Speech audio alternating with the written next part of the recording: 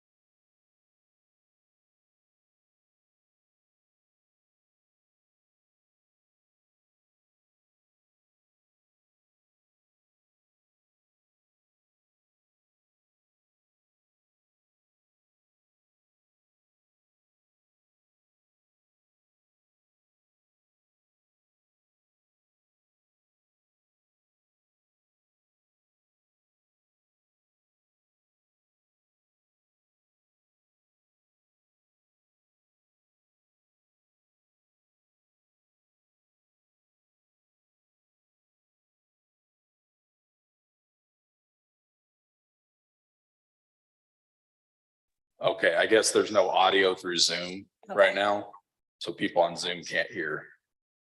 Are we good? Okay. Anna or Lisa, can you confirm that you can hear us through Zoom? Now they can't. Okay. All right. Docket item C2, the description in the agenda is incorrect, and I will read the correct one momentarily.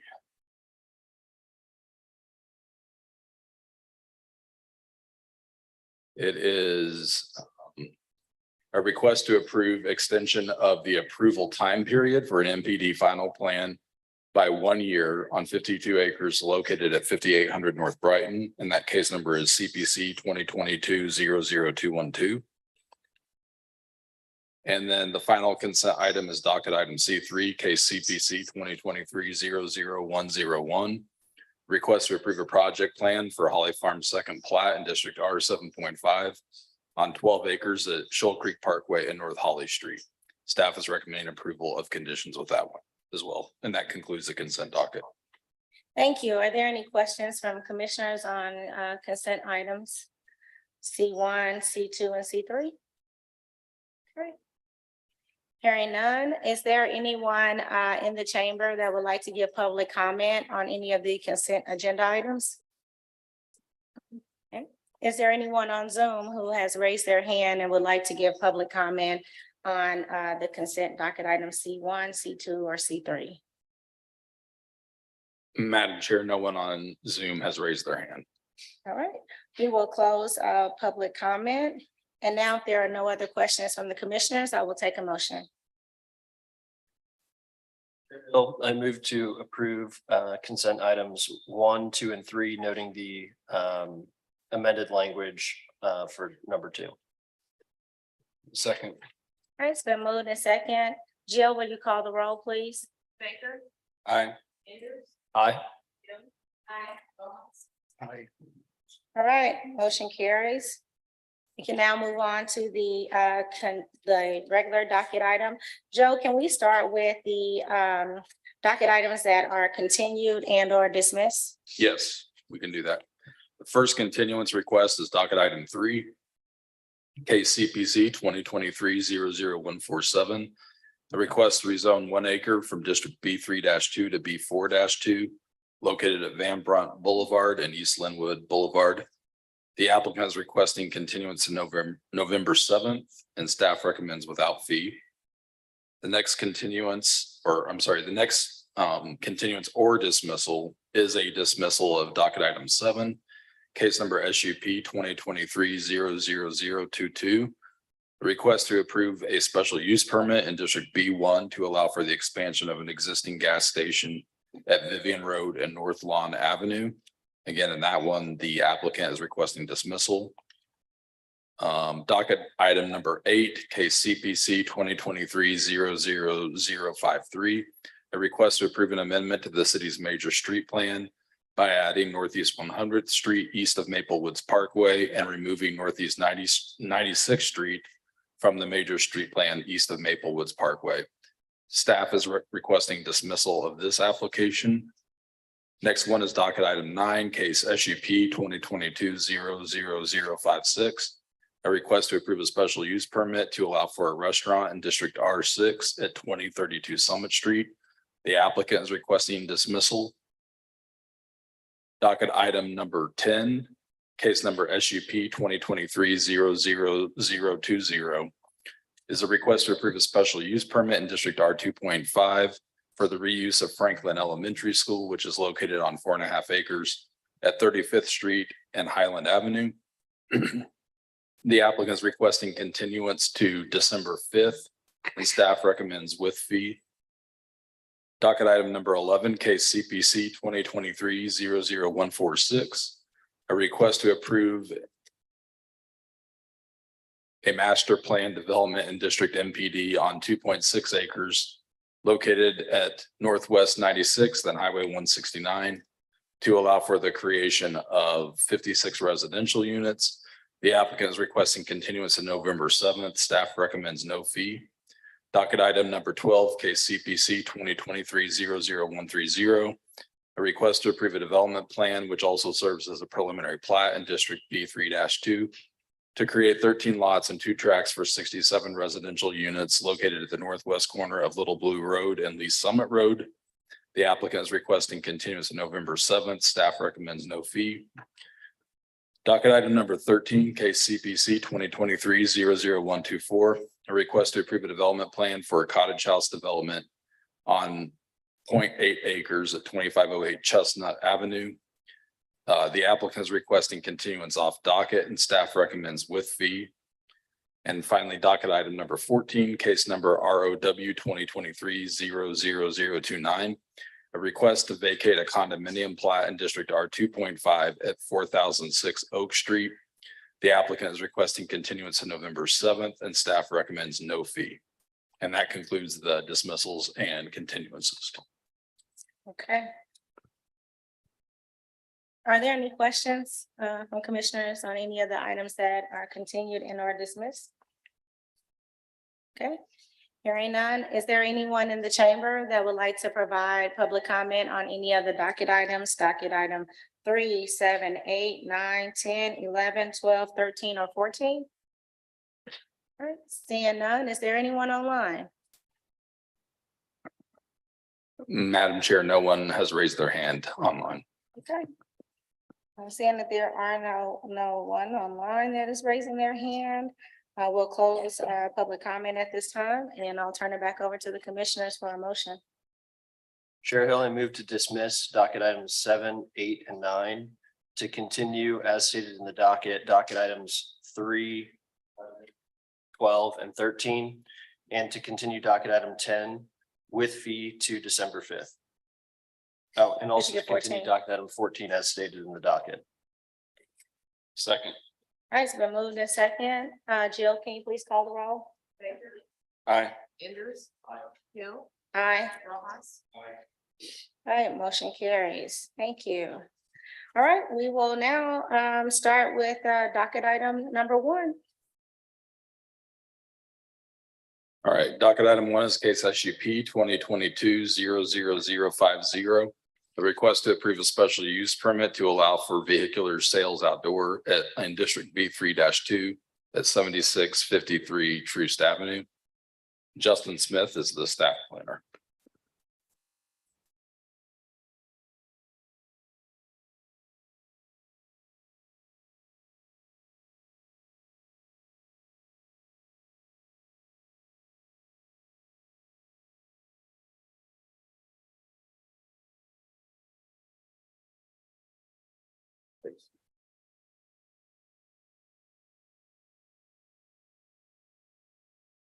All right, good morning, commissioners. Justin Smith, City Planning and Development. Before you, I have docket item number 1, case CD SUP 2022-50. It's a special use permit for 7563 Troost Avenue.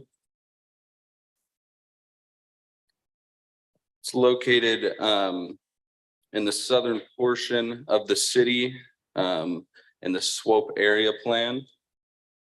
It is on the northeast corner of Troost Ave and East 77th Street. The area plan recommends mixed use community. Here are some of the existing site as of last year. This is a view looking east on Troost Avenue. I included this picture to show you that it is abutting a residential district that is a church. Here's a view along Troost Avenue. As you can see, there's some existing street trees. So this is, the zoning is B3-2, so outdoor light equipment sales or rental would require a special use permit. Staff has worked with the applicant to propose 3 phases to this special use permit. The first phase would be demolishing any existing nonconformities to the site. The second would include fixing the existing fence, installing the residential buffer, painting the parking strips, and installing the landscape. And then phase 3 would be installing a 6-foot security fence. And then I wanted to note condition number 1, staff has worked with the applicants for the special use permit to not exceed 4 years so they can continue business and have those renovations done. So here's the landscape plan. As you can see, there's a landscape buffer around the whole site, along with more street trees along East 77th Street. Here's the site as it stands today in 2023. You can see the building's been painted along with some other renovations. Here's the back and side of the building. And with that, staff recommends approval with conditions, and I can take any questions. Are there any questions from commissioners to staff? So when are all phases supposed to be complete? Within 4 years, hopefully it's done sooner, but we ultimately made the decision to extend it from a 2-year period to around 4. So they have to complete they have to be in compliance within 4 years. Correct.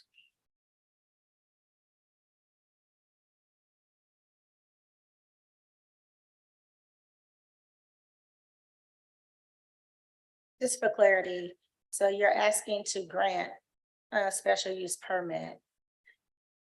And then there are these conditions to get the special use permit, but they have 4 years to fix the conditions, because that's what it sounds like. So maybe I'm not hearing it Well, correctly. not the conditions, just to fix all the this plan in front of you has to be completed within 4 years. So we worked with the applicants to they couldn't do it all at once, so we said maybe a phasing plan would be better. Okay.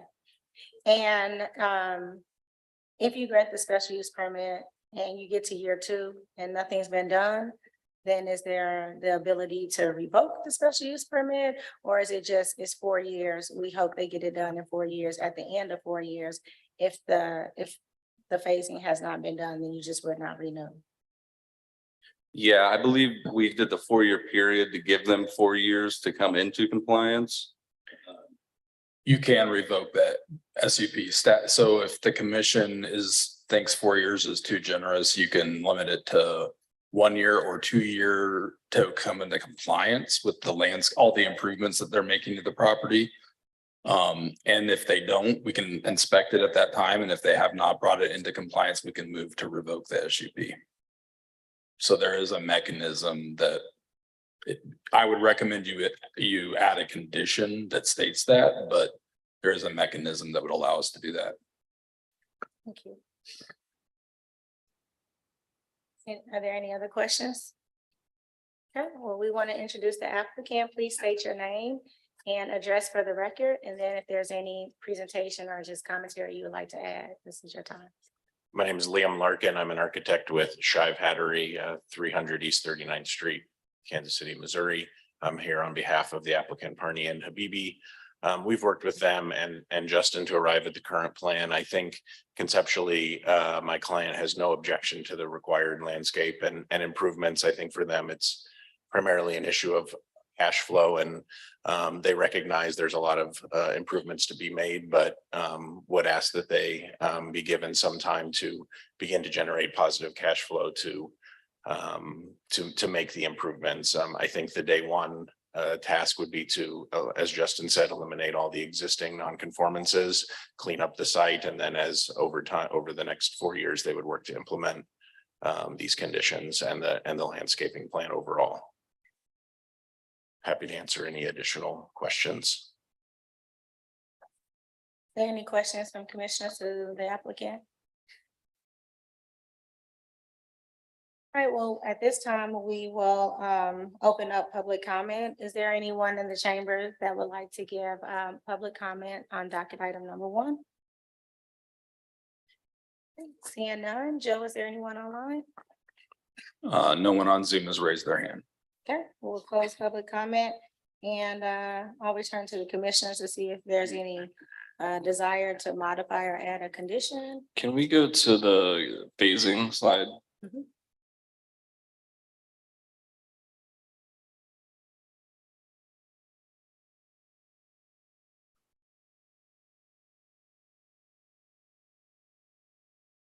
Yeah, I like the creativity of it. Think that I was confused, so I appreciate you both seeking that clarification. I think I would want somehow to check in, in some period of time to ensure that phase 1 has been completed and phase 2 is in progress. And so without putting dates on specific phases, I do think that we don't want a situation in which 4 years passes and none of the phases have been completed. And so if someone has a recommendation as to how we try to find that balance, I'd be up for it. I mean, I think the challenge is I don't really love the zoning anyway. It's I drive by this area a lot and I think I'm okay. I would like I think even phase 2 could be even broken out more because I think that fence is pretty rough. And I don't want to be overzealous, but like phase 1 could be existing nonconformities and then just fix the fence so it's not falling down. And then phase 2 and phase 3, and then like a 2-year check-in. Yeah, that's what I was thinking, maybe 2-year check-in, at least to see that there's some progress, because I drive by projects that we've approved and like the building is up, but there's nothing else, right? And so, 4 years is a long time when you're living next to, a company and you hoping that they'll do good. So I think 2 years will make me feel a little bit better that we're checking in. And Joe, did you have a recommendation as to how we add that condition that, if substantial progress hasn't been made on phase 1 and 2 by 2 years, this gets reviewed, or what's the right way to approach it? Yeah, you could add a condition. I'm not sure if this is the exact terminology to include. I'm looking to Justin and O to see if they can confirm. But you could add a condition that states phase 1 and 2, and I think you would need to state it out as it's written here or as modified by staff. And that those things must be done within 2 years. And then are you suggesting, I think what I hear you suggesting is you'd like it to come back in 2 years regardless. You're not, okay. Okay, so then if you have it done within 2 years, and if they do have it done in 2 years, we'll inspect it. If they do, then it'll be continue to operate and be approved until the expiration, whatever that time frame is. I think it's 4 years currently. That was a lot. So I guess on the phasing if we did 2 years for phase one and phase two, would that be okay with the applicant? I think, yes, I think, so you're saying in 2 years, they would basically have phase one and two complete. And so that leaves just the 6-foot security fence to be installed then 2 years later. I'm no cost estimator, but it feels like phase three is the cost. For sure, yeah, I think that would be acceptable to. Okay, let's do that then. Right, we'll take a motion. And I actually think for what it's worth on the motion, you could just say phase one and two as stated on the plan, because it does enumerate these things on the plan, face of the plan sheet already. Chair Hill, I move to approve docket item number 1 with adding a condition that phases 1 and 2 as stated on the plan shall be sufficiently complete by 2 years, and that completion will be judged based upon staff administrative approval. And should it not be substantially complete, the project would need to come back through the City Planning Commission to receive the second 2 years of the special use permit. Second, Thank you. It's been moved in second. Jill, will you please call the roll? Baker. Aye. Andrews. Aye. Hill. Aye. Aye. All right, motion carries unanimously. Thank you so much. Good luck on your project. Thank you. thank you. Ready for docket item number 2? Docket item 2 is case number CPC 2023-00085. This is a request to rezone about 10 acres from District R 7.5 to District R 80 at 2804 Blue Ridge Boulevard. Olufek Baji is the staff planner. Thanks, Joe.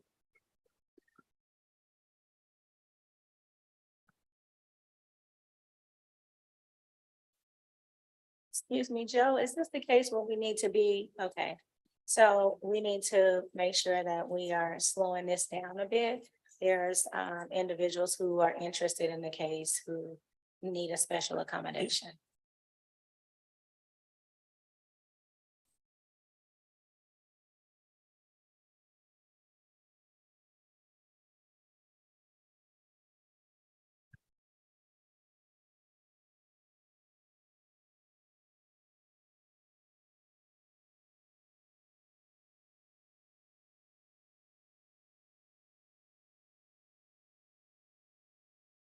Does this computer work? Yep, and you should be able to see it. Yeah, I will see. And I can't see the screens. they're getting ready to help you to see if they can pull it up right there. You can remind it.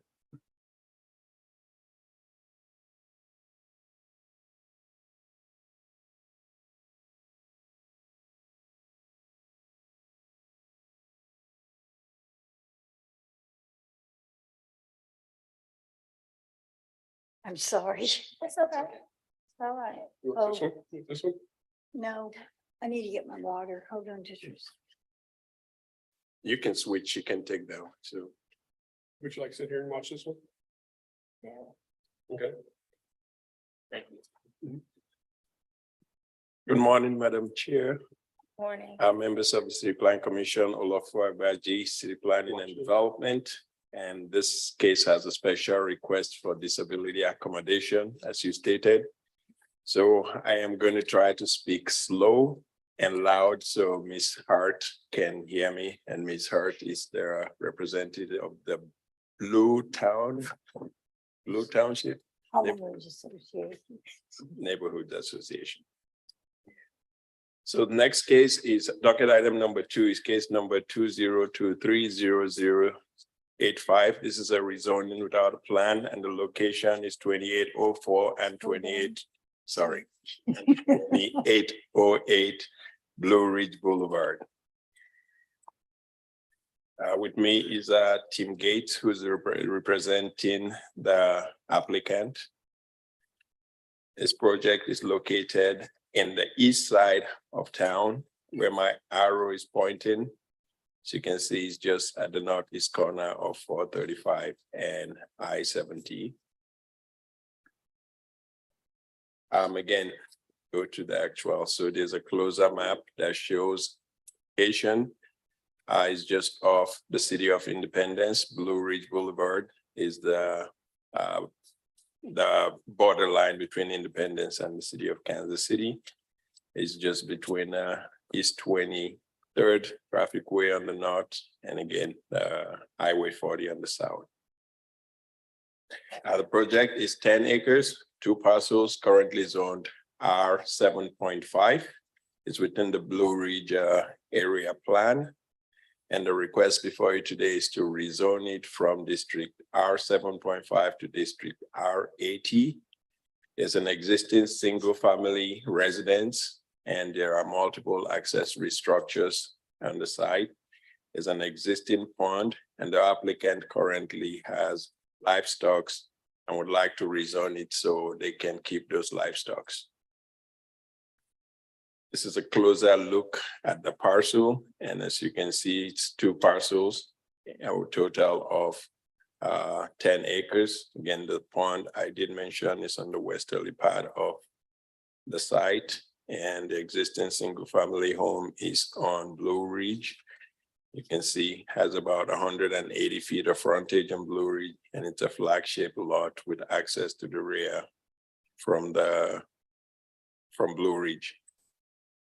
This is a picture of the existing home, and this is the gate that leads to the rest of the property in the rear.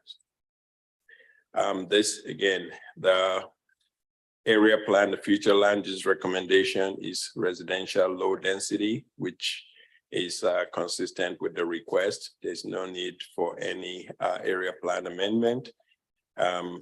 This is actually a down zoning. They're going from R 7.5 to R 80. R 7.5 requires a minimum of 7,500 square feet per lot, while R 80 requires a minimum of about 2 acres, 80,000 square feet, 2 acres per lot. Prior to this, there was a history of violation back in the 90s on the site. But at that time, the applicant or the prior owner of this did receive approval from the Board of Zoning Adjustment. So all those violations were cured, and the violations do not exist today. Staff reviewed this against the the criteria for rezoning as required by the code. And they do meet all those criteria as outlined in my staff report. With that, staff's recommendation is for approval without conditions. And I will take any questions. Thank you. Are there any questions, commissioners, to staff? So I'm just reading some of the testimony or the letters. So if you go to R80, this allows them to keep the livestock, but also does it allow them to build additional property or buildings? Yes, what happens is I look through the various uses between R80 and R7.5, and the R80 allows for stables, which he does have horses, and he has cattle, and he has, I think he has fowls and chicken too. So he has just livestock. So it allows him to keep those. And what are the restrictions on kind of the stables? Because I know we have like the accessory units can't be larger than the principal structure, but are the stables governed by a different? No, if it's agriculture, it's not. It's not governed. Okay. Yeah. No. And I think that gives him that flexibility to be Okay. able to create more barns and more agricultural buildings. That's all. That's the question I have for staff. I have a question around, when I was looking in some of the testimony, it was around worry that folks were worried that by down zoning it to agriculture, that could impact their property value. And so one, just wanted to know, have you seen that historically? And then two, is there an opportunity to have a special use permit where you can have some conditions versus down zoning to agriculture? Just curious. I don't know about. In terms of the down zoning. The uses in the R80 is loose, but the R7.5 is the same. And he does have additional land that he wants to do.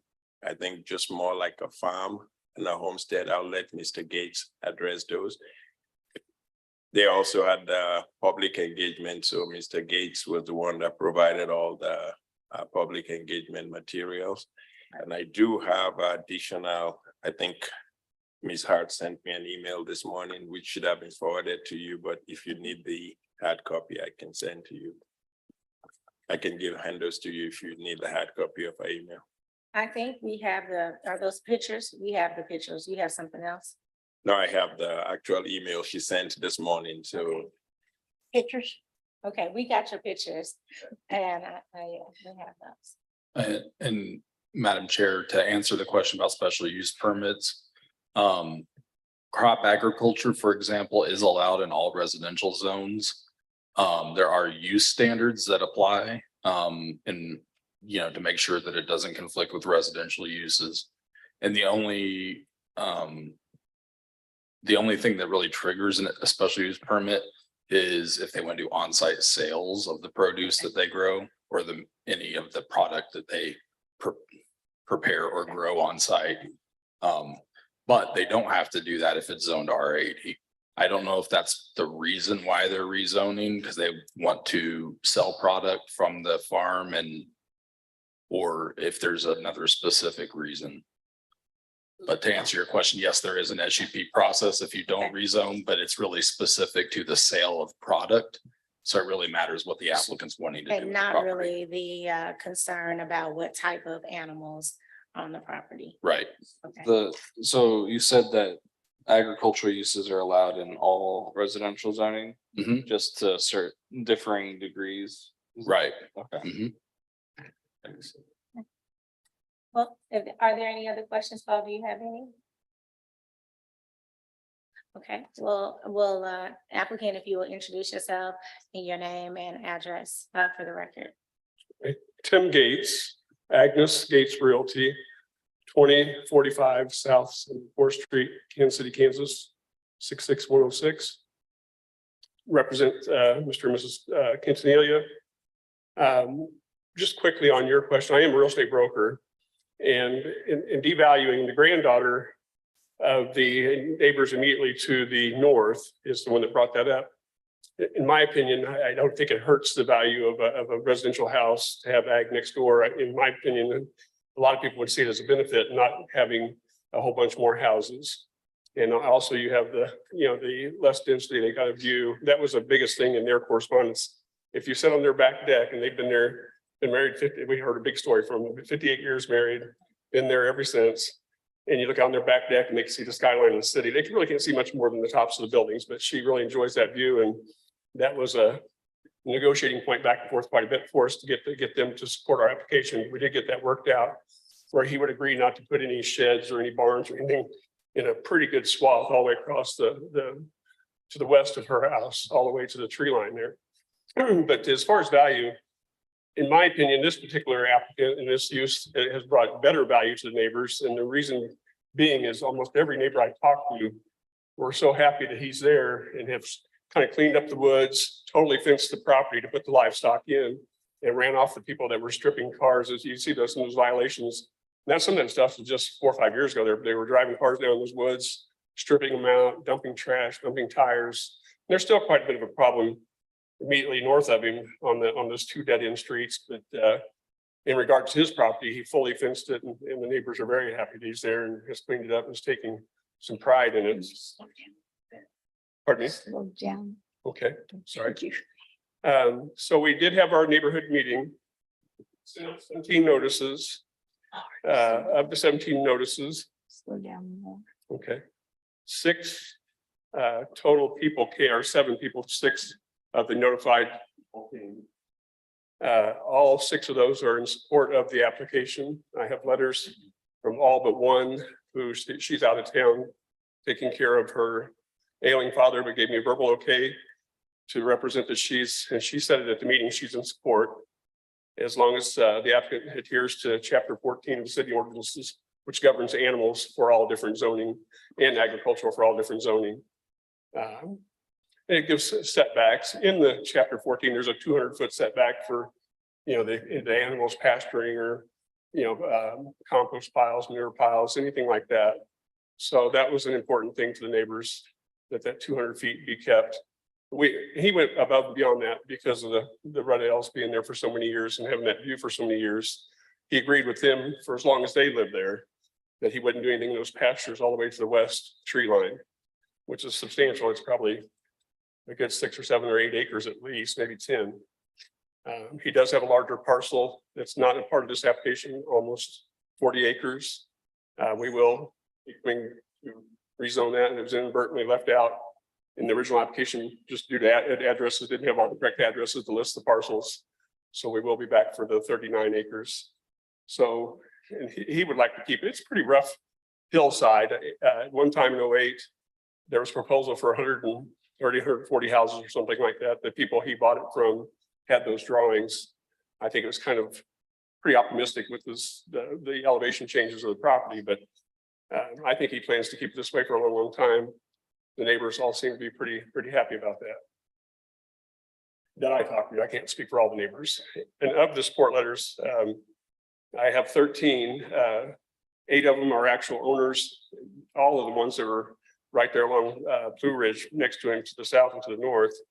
And then I had 1 tenant in one of the homes there on Blue Ridge, 2 people on the opposite side of Blue Ridge, and then another neighbor to the north and 1 to the west that were not notified. Yeah, and here's one that I numbered everything. Remember that one? I can give it to them. Give it to them. These here are just highlighted, just all the neighbors that supported us, either by letter or by verbal support. His property being one right there at the bottom of the page between the long highlighted one, the shorter highlighted. So we felt we did a pretty good job of getting everybody on board. With that, I can answer any questions.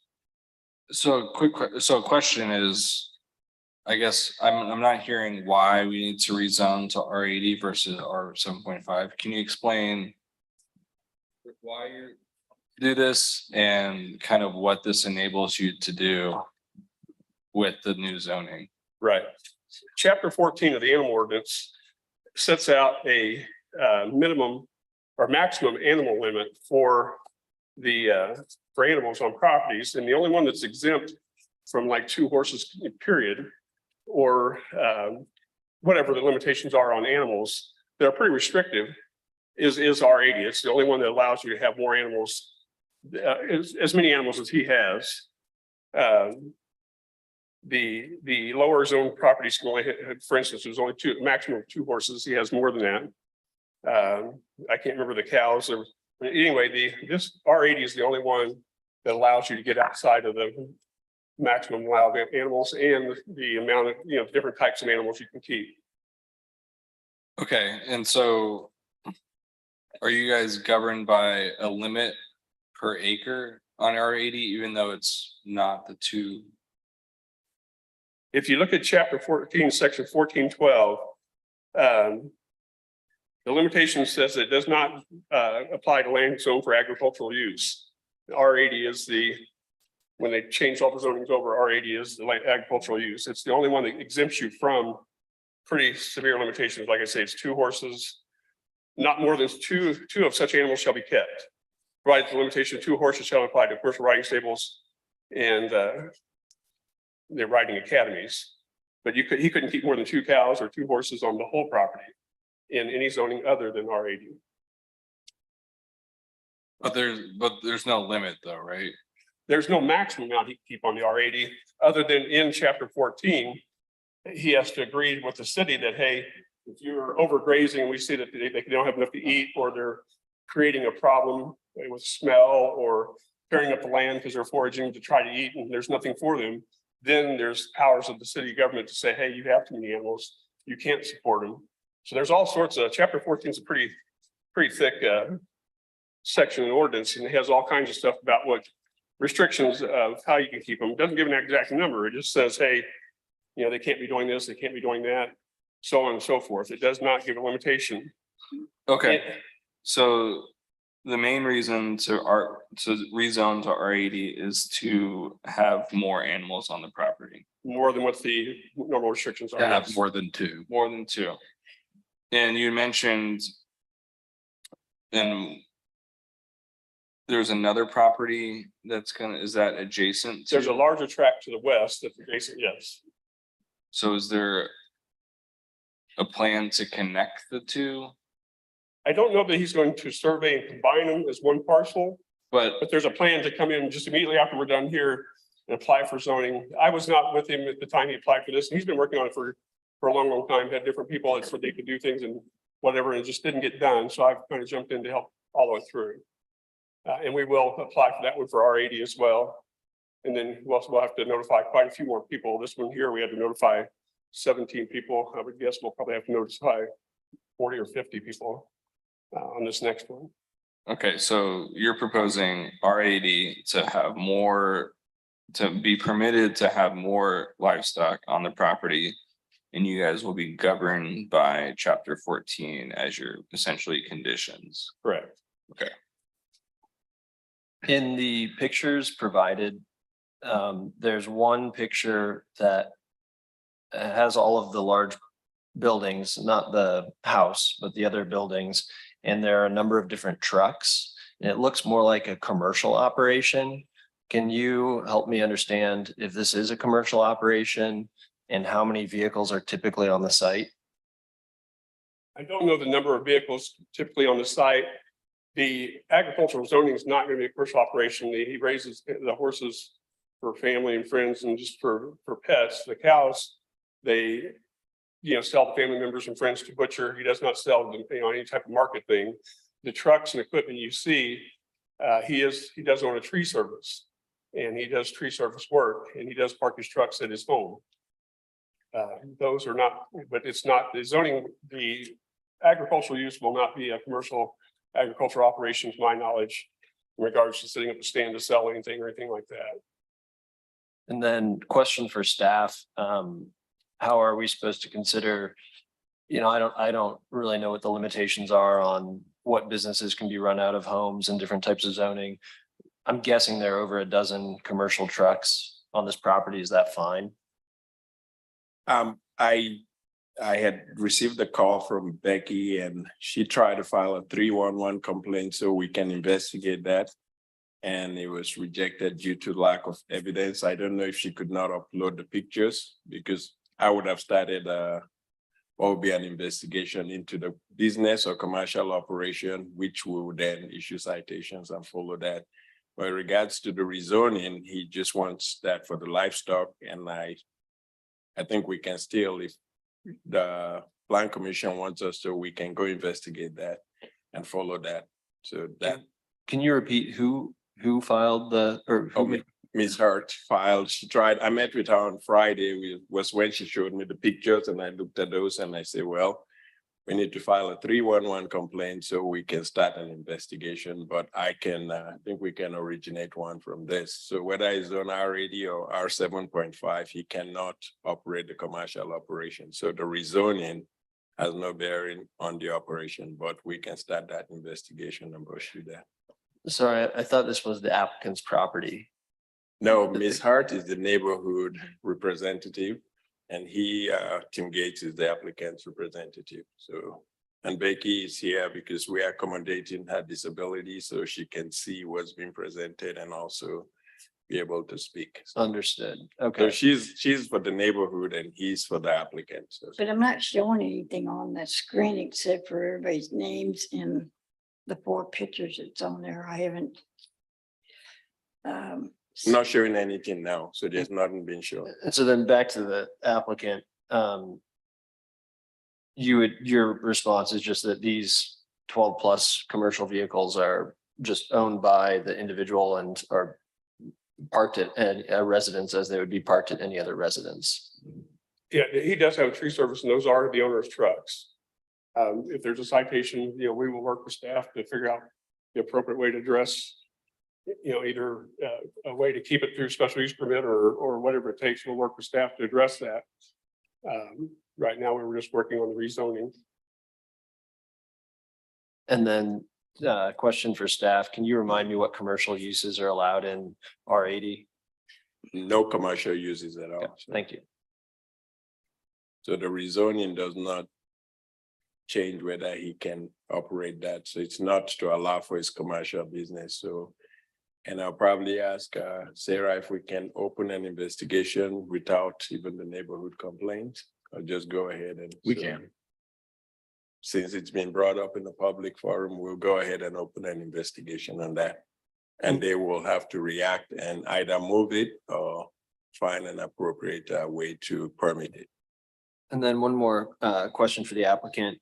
What, I don't, or I guess maybe for staff as well. So this is a rezoning without conditions.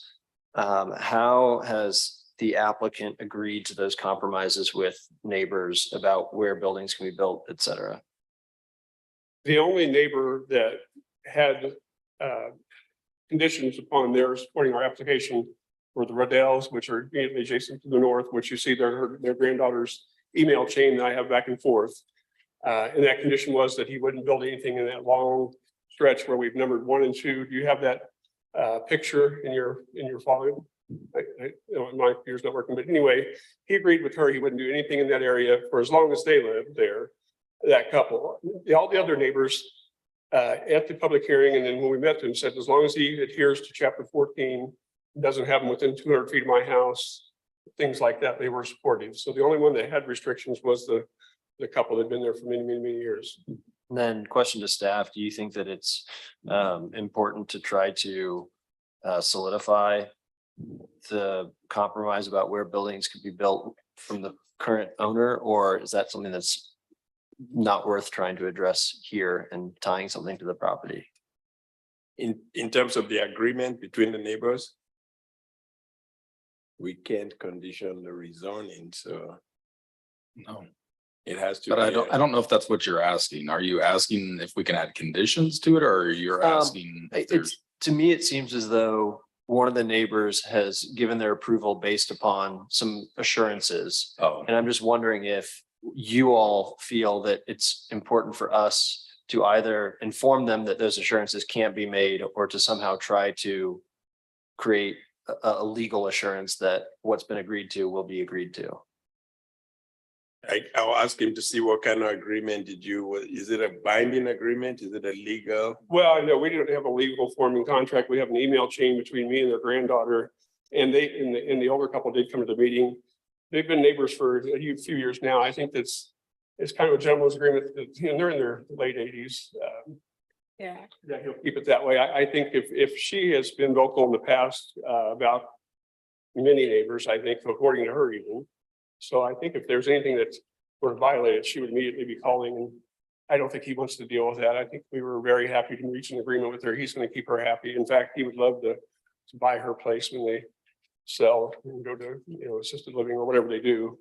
Okay. It's just kind of a gentleman's agreement. He's going to adhere to it. She's pretty vocal. Gotcha. Just to see, I don't know if we have any legal way to enforce that, Sarah, do you? What we have seen on other projects with some neighborhoods is just an MOU with the developer around, you know, express agreements, but it doesn't seem like that's happened here. So I know that neighborhoods and historically in some areas have requested that type of agreement because, you know, people don't, you know, when they come, they never intend to sell the land. But as you know, the zoning is tracking with the land. So if someone else comes in and buys and says, hey, you know what, I'm not doing that, or now I do want pigs. I didn't think I wanted pigs before, and I agreed that I wouldn't have them, but now I want them. So, you know, sometimes you see, it's great when you have neighbors that have a gentleman or woman agreement. But we also, you know, are supportive of neighborhoods trying to have something that's a little bit more, has a little bit more teeth. No, we're fine if there's a way to implement it. Hinged upon that couple for as long as they're there. We wouldn't want it to stay forever and ever and be permanent. Again, all the other neighbors were happy as long as he abides by what chapter 14 lays out in regards to animals. So we're happy to have it as part of the formal. Does chapter 14 speak to the particular types of animals? I mean, I know It does. that was something. It does. It says, does not allow does it or does it not allow pigs? It does allow pigs, and we went above and beyond that with her. The other neighbors were just concerned with the 200 feet setback between property lines and things like that. But yeah, yes, it does. I can read you the first sentence of it. But it talks about what is permitted. But the swine is one of them, and ostriches and several other things. Backing up though, back to one of the comments that came up was the number of animals. We did, just in talking to her, we agreed that we would do more than 2 per acre animals. Again, that's kind of just a gentleman's agreement with her. We would be happy to solidify that. He doesn't plan to keep much more than what he has now. But it says livestock is horses, mules, cattle, sheep, goats, swine, ostriches, emus, and cassowaries. I had no clue what a cassowary was, but it's a big colored bird, looks like an ostrich, but it's all blue and red. Those are the animals that are considered livestock. And chapter 14 goes through a whole slew of domestic animals and rules and regulations for that. But there's quite a bit of regulations in regards to, making sure that whatever you do have on the property, you're accommodating them well, you're not starving and you're not over using the ground, things like that.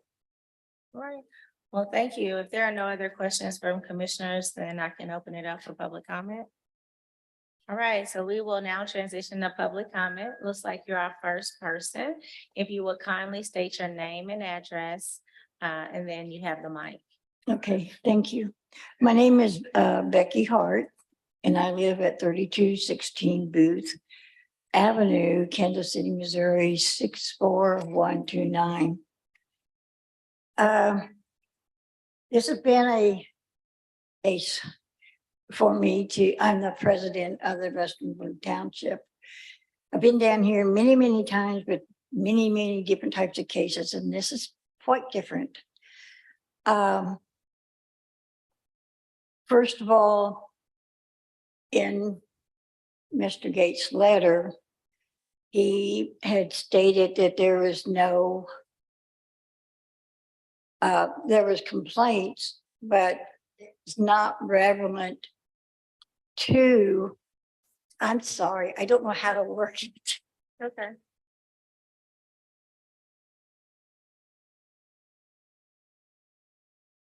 It's just new and I haven't learned the ins and outs of it.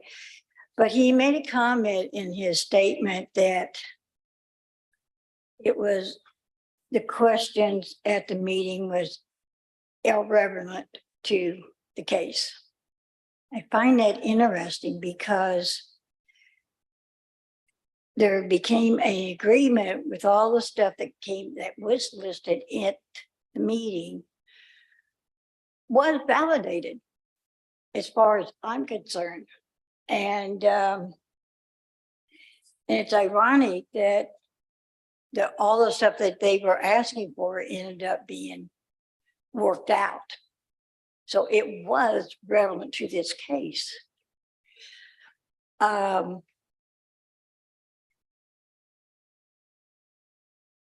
sure whether with my LD problems, trying to focus back and forth. So I asked you to just bear with me. I have been down here Friday. I came down yesterday, which I got some help, but not answers that I needed to, that once I saw the case, the staff report. And I first want to say a little bit about this neighborhood. I call it the antique neighborhood. And what that means is my dad came from this neighborhood. My mother grew up here too. And her folks, and I'm the 3rd generation on my dad's side to live in the neighborhood. And I'm the 5th generation to live on my mother's side. So it goes. So I understand how unique it is that the families keep coming back in from generation to generation to generation. And I think that's awesome because you don't find that in very many neighborhoods. There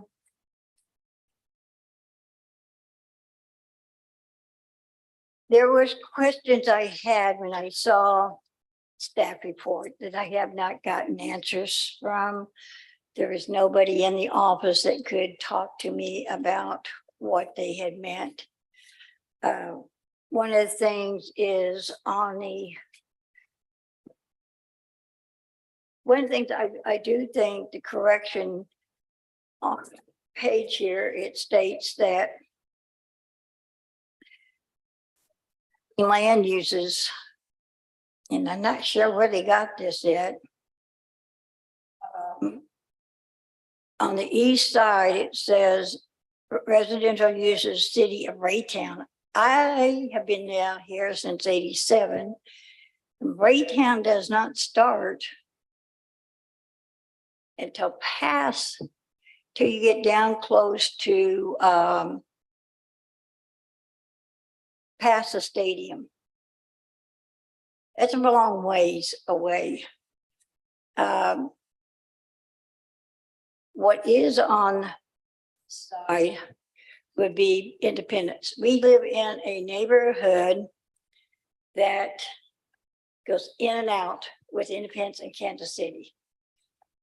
Once the east side is Independence, the west side is mostly Kansas City, except where we have, like you go down 31st Street, there's and Hunter, and that small little area runs into Independence too.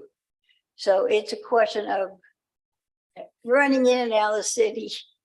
Can I ask you a question, Ms. Hart? Because we have time allotments and I want to make sure that we are clearly tracking with you.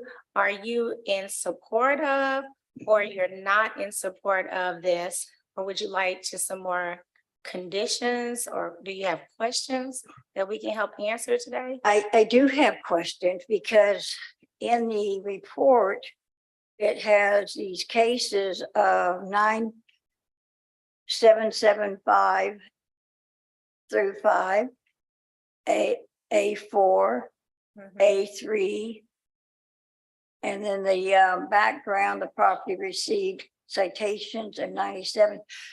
I don't know what that means. I don't know where what they're talking about. Are they talking about that property, or are they talking about the surrounding properties? We can get that answer for you. So I got that when you have questions about the prior and related cases. So we can answer that.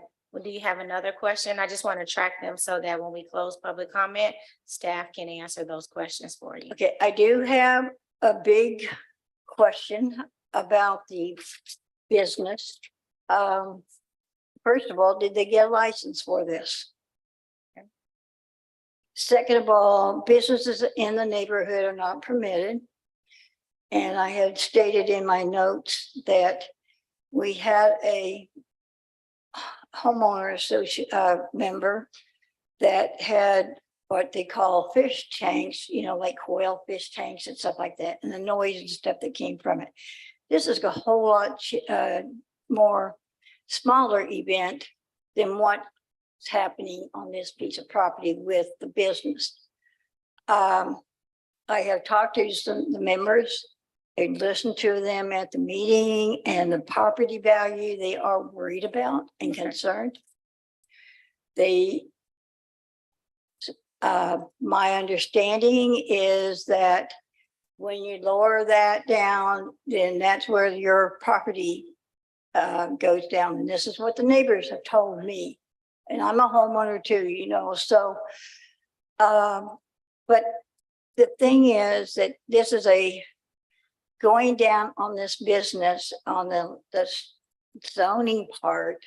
Okay. There's 15 vehicles on this property. Okay. That's not including the equipment.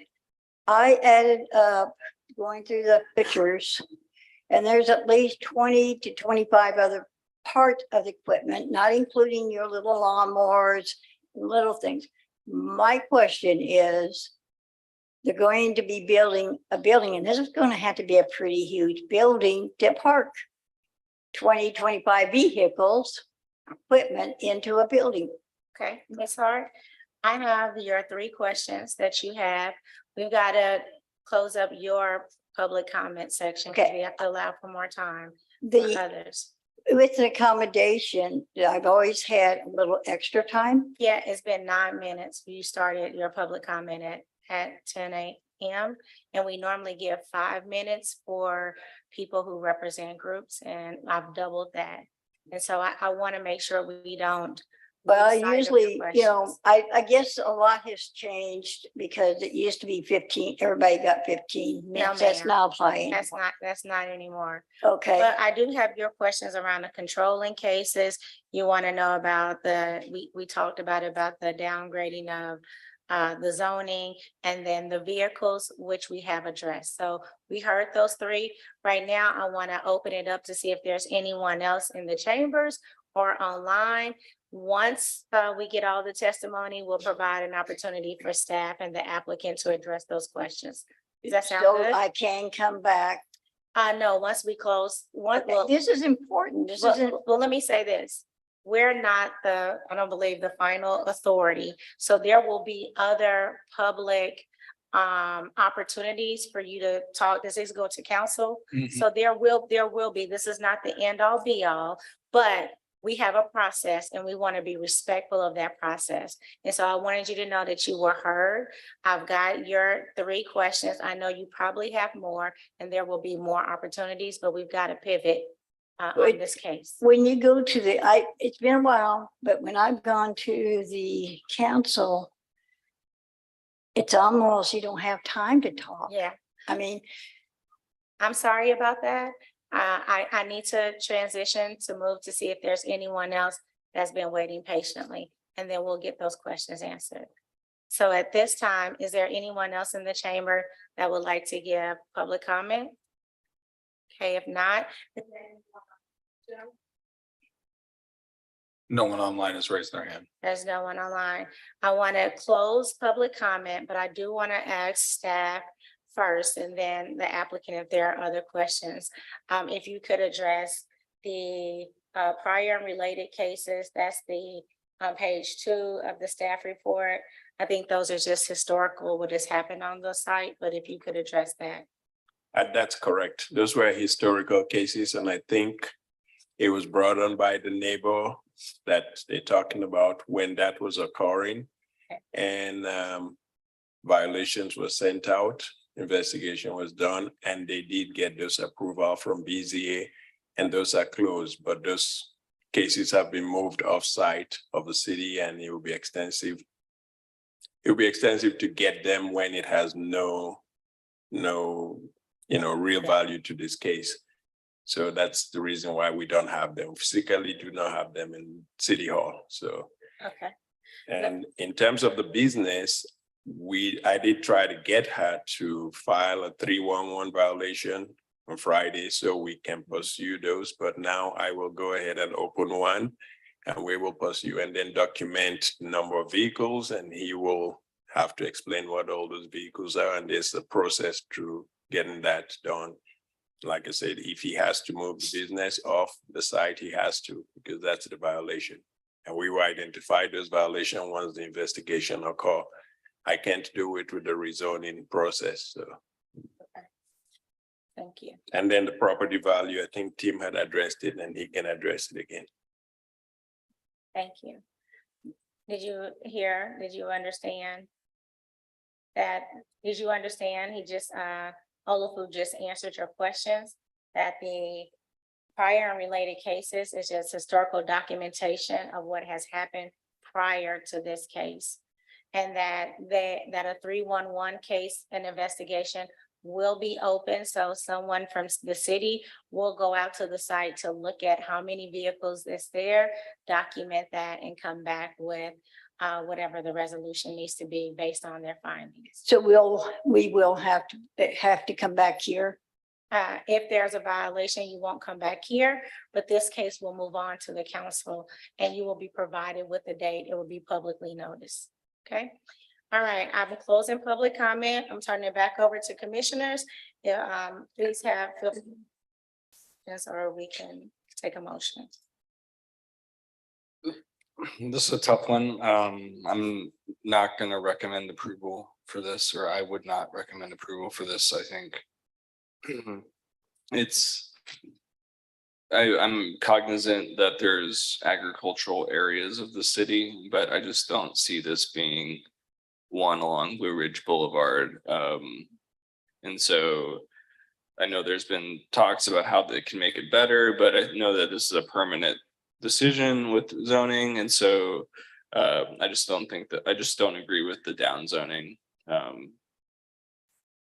Generally, I don't agree with the down zoning, and then adding agricultural aspects to it, I don't agree with that either as well. So depending on how other people feel, I would make a motion to recommend denial. Yeah, my sentiments are the same as Commissioner Baker's. All right, Paul, do you want to, are you ready for the motion? 10:14 a.m. I move to recommend denial of condition or docket item 2. Second. Okay, it's been moved in second with a recommendation of denial. So if you vote yes, then you agree to deny this case. 10:15 a.m. Jill, will you call the roll? Ride pickup is 9 a.m. Get up. Aye. Tuesday, Aye. Aye.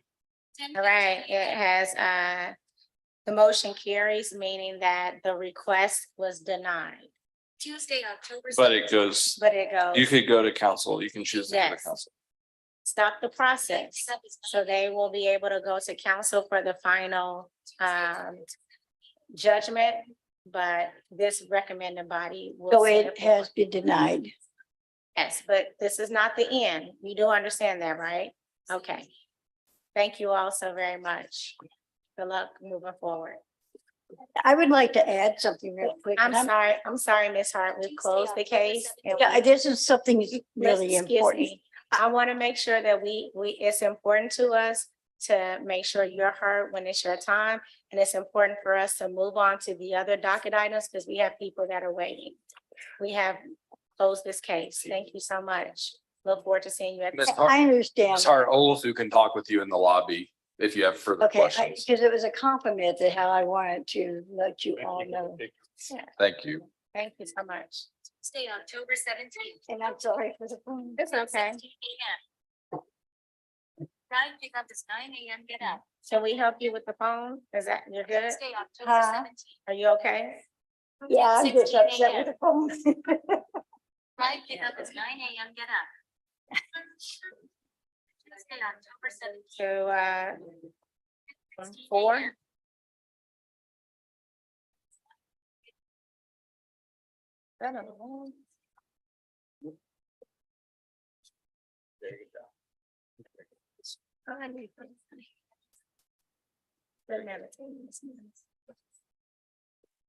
Thank you. Welcome. We'll read docket item number 4.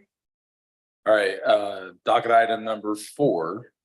Case number CPC 2023-00145. A request to approve an amendment to a previously approved preliminary development plan, allowing for commercial and residential uses on about 31 acres at Northwest Old Tiffany Springs Road and North Ambassador Drive. Andrew Clark is the staff planner. All right, good morning, commissioners. Andrew Clark, City Planning and Development, Development Management Division. And before you is docket number 4. This is case CD CPC 2023-145. And it is a request to approve a development plan and preliminary plat at the southwest corner of Old Tiffany Springs Road and North Ambassador Drive. The site is located in the first council district, just east of I-29 and north of 152.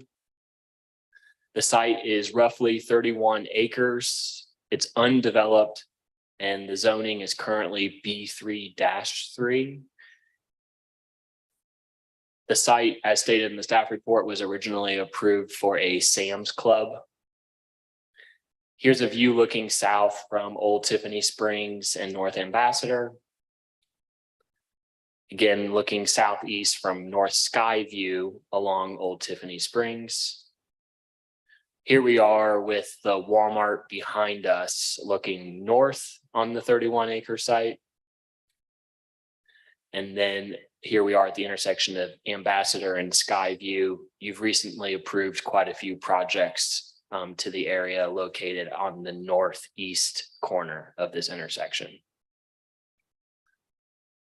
The applicant has come to us with a very large development plan and worked closely with staff on site planning for this project. It's a commercial, residential, and mixed-use project. I tried to highlight each one with its designated color. Can you hide the Zoom?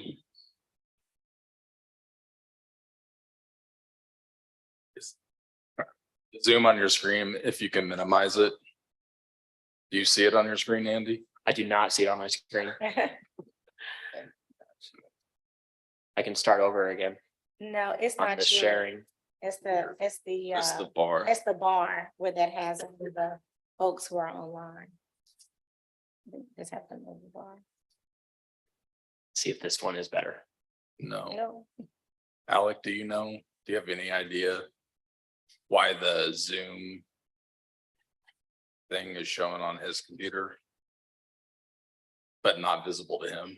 Actually, I'm just seeing that. oh, okay, yeah, no.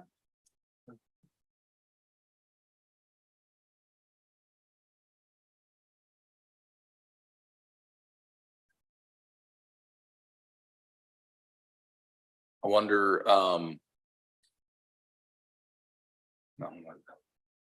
Like, who's the host? Doesn't show. I see where it goes. Lisa, if you're the host, can you see if it's coming through on your end? And that's what they see. It's that bar that they're trying to get rid of.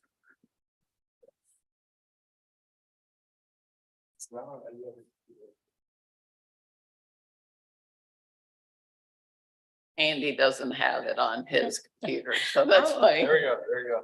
There it is. Awesome. I was like, I will push these buttons. Good. All right, so here we go. You saw the photos. I think you all understand where this is located. Here is the site plan. As I was stating, the applicant worked very closely with city staff for this project on 31 acres. 9 pad sites along the southern perimeter that complements the retail element that's located on the south side of Skyview. And it allows the applicant to generate activity on this site in order to build the residential and mixed use elements. Applicant is proposing roughly 700 residential units on this site, which does comply with the area plan. And in orange, there will be retail and residential with amenities on the roof, 2 swimming pools and a courtyard. And then also on the interior will be parking structures. So this is a really nice product to see where we're not just doing surface parking. Lot 1A and 1B highlighted in orange. The applicant is seeking a deviation to the lot and building standards of 15 feet to allow for them to build up to 75 feet in height. That's primarily because of the parking structures and the way they're constructed. And the current code allows 60 feet. I just wanted to show circulation in the yellow dots. The applicant worked with our mobility division in Public Works. As there will be so much residential here, we want to make sure people can actually walk to these retail elements on the site. So there will be 3 raised intersections. And this enables pedestrians to be seen better by vehicles and will hopefully slow vehicular speeds within this development. As stated in the conditions report and in the staff report, the red circles on the top of your screen, those are the intersections of Skyview and Ambassador. The applicant is still working with the Public Works Department on an agreement for signalization improvements at these intersections. And as we can see here, if you're familiar with the site, Ambassador is currently a four-way stop with roughly over 10 lanes intersecting. And as you can see, over the last 3 years, just reported accidents, we're at 19, with 5 of those being injury accidents. Skyview is much more dangerous. 34 reported accidents, 16 with injuries, and 5 of those were serious injuries. So it's something that the applicant has agreed to continue working with the Public Works Department on addressing these intersections. Andy, if you can leave, sorry to interrupt. I just want to point out, since it's critical to his comment here, that this aerial map is outdated, and that Skyview on the left, where the left circle is, Skyview has been built northward, and Tiffany Springs Road has been built westward and now crosses I-29. So just so you know, it's relevant to the comment. So in the previous case, when the Sam's Club was approved in 2016, there was an agreement to signalize Skyview in Tiffany Springs, but as you can tell, the Sam's Club was never constructed. But we are all on the same page, working together to address these safety hazards. The applicant also put together design guidelines for this development.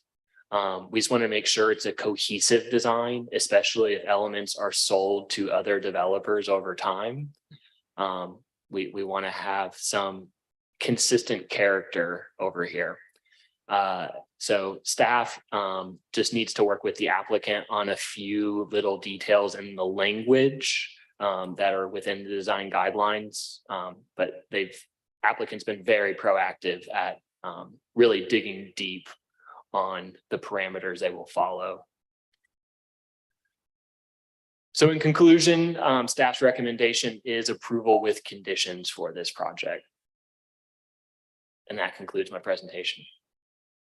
Thank you. Are there any questions from commissioners, staff? Okay. We want to welcome the applicant. Please state your name and address for the record. Thank you, Chairman. My name is Patricia Jensen with the Threats Law Firm with offices located at 4510 Bellevue. Here today on behalf of Longhorn Opportunity Fund. And with us via Zoom is Hatham Dawlett and Grant Dawlett. I don't know if you've let them in yet, Joe. Matt Kist is also online. We are very excited to be here. As a Northlander, I'm really excited that this property is finally going to be developed. We've watched development occur all around this property, except for the Sam's Club property. Sam's Club has held this property for, I would guess, at least over 20 years. I believe it was more of a defensive hold to try to prevent the Costco from going in further to the east. So it is miraculous that Hatham and Grant to acquire this property from Sam's Club. As Andy has stated, we've worked closely with staff. This is going to be a very significant development, as you can tell from what's been put in front of you. Really on his screen, the pad sites have always been approved in the previous plan. So the area in red basically is the same as the previous plan. It is the yellow and orange areas that were the Sam's Club that are being amended here. Andy stated that we're working on discussing the traffic signalization with staff.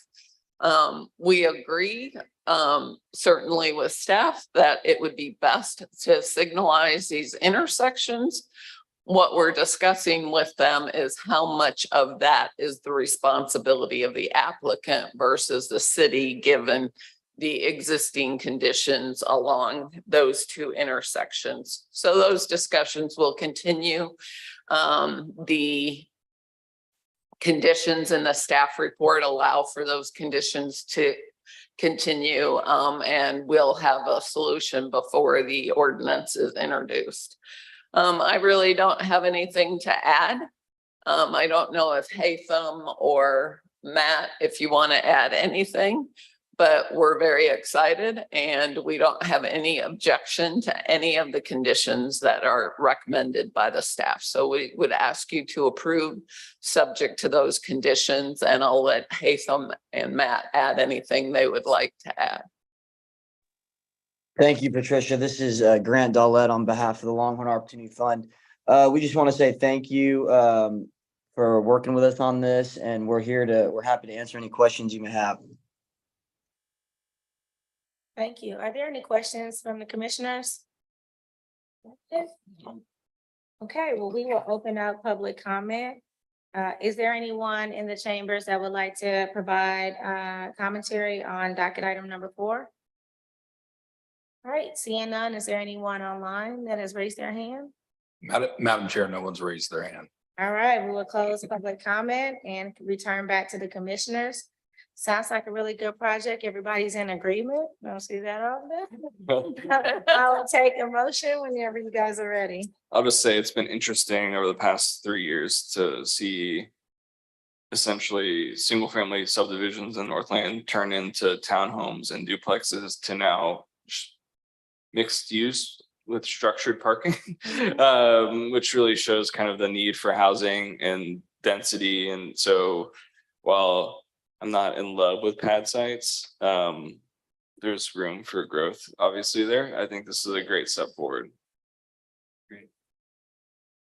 Sounds like a motion. I'll move to approve. It's all correct in the, okay. I'll move to approve docket item 4 with conditions. Second. Been moved in second. Jill, will you please call the roll? Baker. Aye. Aye. Aye. Okay, motion carries unanimously approved. Good luck on your project. Thank I'm you all. Thanks, Patricia. Thank you. excited. Thank you. Let's zoom in right along for docket item number 5. All right, docket item 5 is case CPC 2023-00142. A request to rezone about 2.5 acres from District R 2.5 and District M 1-5 located at the southeast corner of Leeds Traffic Way and Cleaver Boulevard. Is it R 1.5 to M 1-5? Okay, from R 2.5 to District M 1-5. Andy Clark is the staff lawyer.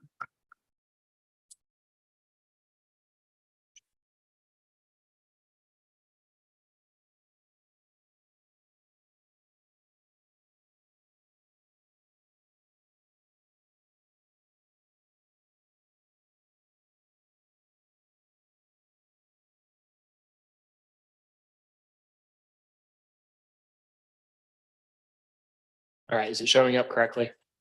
Yeah. All right, before you today is docket number 5, CDCPC 2023-142. And this is a rezoning without plan at 3500 Leeds Traffic Way. The site is located in the 3rd Council District, just south of I-70 and west of 435. As you can see here, the site is directly north of the Highland Dairy operations. It's also located along Emmanuel Cleaver to Boulevard. And this is commonly driven by folks when they're heading towards the stadiums. The site is just under 3 acres. And as you can see here, it has never been developed. And it has always been adjacent to the dairy operation. This is a view looking south from Leeds Traffic Way. There is a steep slope from the site onto Leeds, and it is heavily wooded. The Heart of the City area plan does recommend industrial. So this rezoning does match what the area plan has recommended for years. And the applicant is seeking to rezone this site from residential to M 1-5 to possibly allow for future expansion for Highland located to the south as they are landlocked on this property. Staff's recommendation for the rezoning is approval without conditions. And that concludes my presentation. Thank you. Are there any questions for commissioners? So clarifying question, this is basically to bring it into alignment with the area plan. That's correct. And then second is, any future expansion, would that be subject to the tree ordinance? Yes, and a future expansion because it's on a boulevard. You Okay. will see them again if this rezoning gets approved. It requires a special use permit. Okay, sounds good. Well, if you would like to add any additional comments, please state your name and address for the record.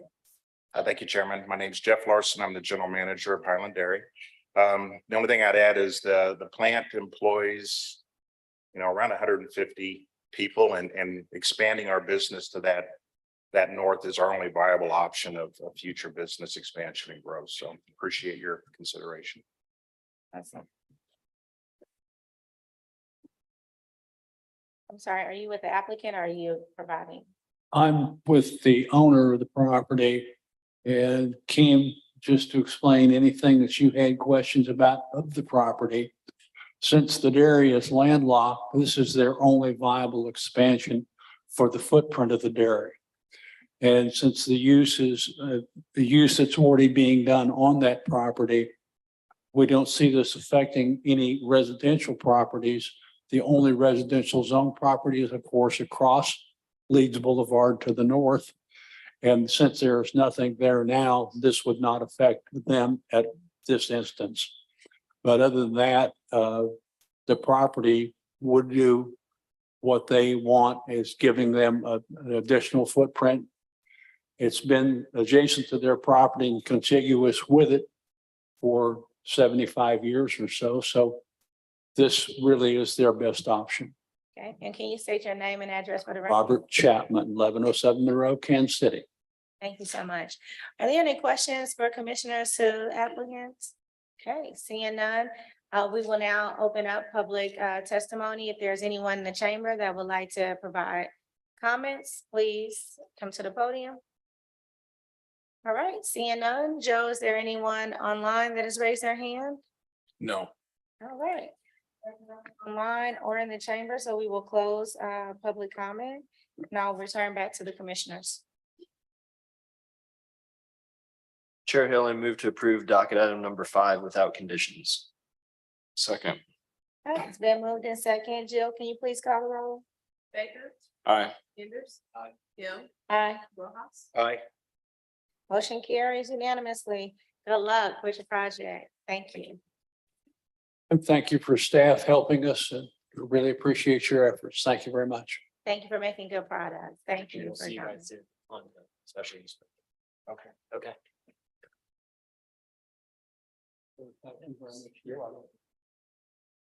All right, we will now transition to docket item number 6.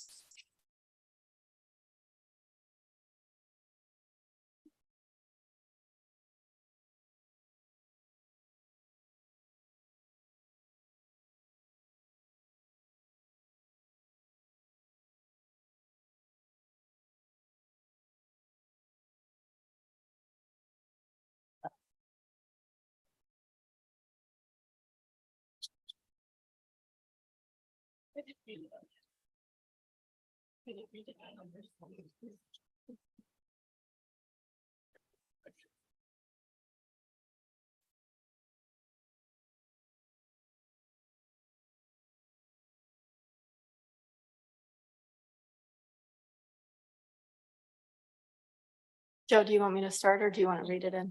I was just waiting for Commissioner Baker to read, we can read the case. Okay, so this is docket item number 6, case SUP 2023-00043. Request to approve a special use permit for a hotel in District DC-15 on about half an acre located between McGee Street and Superior Street on Admiral Boulevard. I'm looking forward to seeing where Superior Street is. I didn't know we had one. Larissa Chambi is the staff planner. All right, good morning. This is, as Joe mentioned, CD SUP 2023-0043 for special use permit at 301 Admiral Boulevard. The site is located in the greater downtown area. Here is a map showing the zoning in on the surrounding lots. It's located in a DC 15 zoning district, and it's adjacent to Admiral Boulevard, which is an established boulevard, and that's why you're seeing the special use permit for the hotel. And just some uses on the sides of the property. It's surrounded by residential, commercial, surface parking, and some retail spaces as well. And the hotel room will have a total of 18 rooms. The first floor will provide a future tenant space. If you look at the site, there's 2 parcels and it's got, I believe, 2 buildings. So those will be combined into the one hotel use. And so this is just a snippet of what the future tenant space and retail space will be, as well as the hotel rooms. And here are more of the tenant space and retail spaces available. They are in an existing building and will retain the original brick facade. I've added this western elevation to show that whatever is removed will be replaced with brick as well. They're adding an outdoor seating patio on the northern side and a rooftop deck as well. And this project was reviewed to make sure that no nonconformities are increased for the Boulevard and Parkway standards, and they are not. And there will be sufficient or adequate landscaping for the project on all sides. And I have put the special use permit criteria on this slide. They're summaries of what was in the staff report. In particular, this operating characteristics that goes into detail and is also included in the staff packet with times that the hotel will be open and the retail spaces will be open, and those do match the surrounding character of the area. And here are just some visuals of what it looks like now. And Superior Street is on the left, my left. Is Admiral and McGee. And this is one of the 2 access points to the property. This chain link fence will be removed. And this is the proposed parking lot for the hotel. Since it is in a downtown area or zoning district, they're not required to provide parking. However, they are providing parking for the uses in the retail spaces. And with that, staff is recommending approval with conditions. Thank you. Are there any questions to staff, commissioners? All right, seeing none, if you would like to introduce the applicant, please state your name and address for the record. Good morning. My name is Audrey Manito. I'm with Rouse Fretz White Goss, Gentile Roads. I'm here on behalf of the applicant, Adventures of KC LLC. Our office address for the firm, I'm sorry, is 4510 Bellevue Avenue. And I think Larissa has a presentation for us.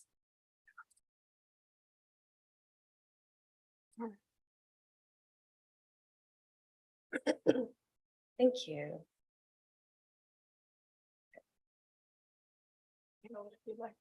Oh, yeah, pretty easy. Thank you. Thank you, Larissa. So here applicant, like Larissa stated, we're requesting the approval of a special use permit to convert a vacant warehouse to an 18-room boutique hotel. It's also going to have some spa and gym amenities as well. We'll go over some of the floor plans, proposed floor plans in a little bit. There's also about 800,000 square feet that can be used for commercial or retail use. There's no rezoning that's going to be required, and this also conforms to the area plan. As Larissa stated, this does meet the SUP approval criteria. It complies with all applicable code standards. It promotes public convenience and enhances the neighborhood by adding an additional lodging option near tourist destinations. the project is compatible with the character of the surrounding area. As she stated, there's no change to the existing brick facade of the building. The operating characteristics are compatible with the character of the surrounding area as well. And lastly, there's no significant adverse impact on pedestrian safety or comfort. The existing zoning is DC 15 in the downtown district. Next is a general location maps, just so we can kind of see approximately where we're at. And then following that is the vicinity map. And you can see in that black area there is where the proposed boutique hotel would be located. In terms of public engagement, September 6th, we mailed out a letter to the neighborhood association and adjacent property owners and held a public engagement meeting on October 3rd. October 4th, so we provided the public meeting summary to the city planning department. And then on October 11th, we received a support letter from the neighborhood association. This letter of support is, I believe Larissa has copies of this as well for you all. A couple of the street views that we've pulled as well. You see the front north facade of the building on Admiral Boulevard. Then you see it on the west, which is McGee Street. The back area in the south, the northeast corner. That northeast corner at Admiral Superior is where we have the proposed patio site, and that's going to be fenced in just a little bit. And then that east side gives another view of where that minivan is. That's going to be another view of where that proposed site's going to be. We have the site plan here in the landscaping area. It's proposed landscaping. You see we're going to be replacing it with a permeable paving surface and then some planters as well. There's not going to be any tree removal whatsoever.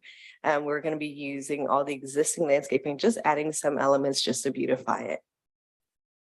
A couple of 3D renditions that you can see there, that proposed patio that we want to add, and it also has some short-term bicycle parking there. And then there's also additional long-term bicycle parking that's going to be covered in accordance with the code. Some proposed elevations, that's the north side, that's from Admiral.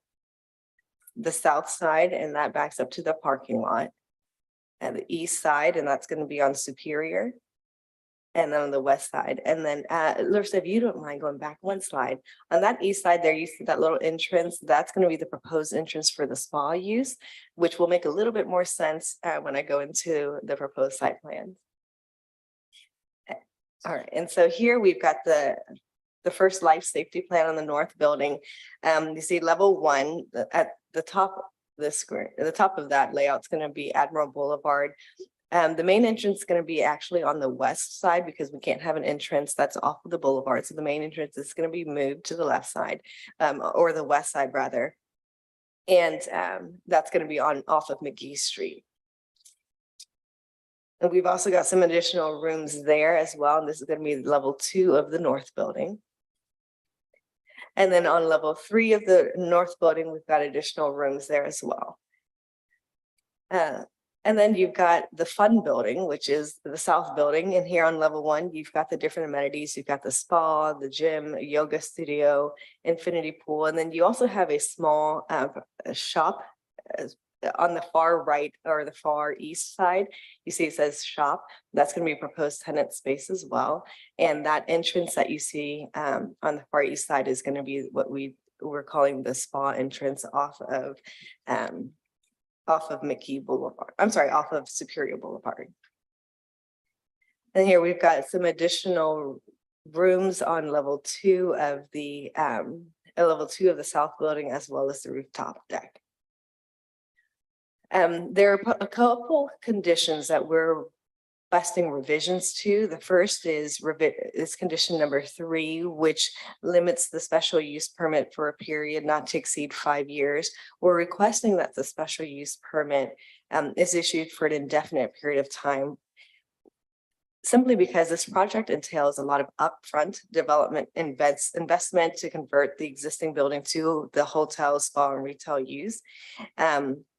And the city retains the right under code section 8882513A to revoke any special use permit when there's a violation of condition conditions of approval. So it's still within the purview of the city to revoke the SUP, even though it's issued for an indefinite period of time. The next condition that we're requesting revision to are number 15 and 16, which are duplicate conditions, requiring the developer to submit a storm drainage analysis from an engineer. We're requesting removal of these two conditions, or the modification of them to allow, in lieu of a study, a letter from an engineer that explains why a storm drainage analysis may not be necessary. This project involves the conversion of an existing building. There are no new plans for construction or site disturbance. And because there are no existing conditions that are going to be impacted, and because these conditions are duplicative, we're requesting their removal. And then finally, with regard to condition number 7, we're requesting that condition be removed as well. That condition calls for the developer to submit plans for grading and a site disturbance permit. However, as before, there's no new construction or site disturbance. This is the conversion of an existing building. And then in addition, subject to code section 6326, this site is, this site is exempt because code section 6326 is projects less than 1 acre, and this project is only 0.41 acres.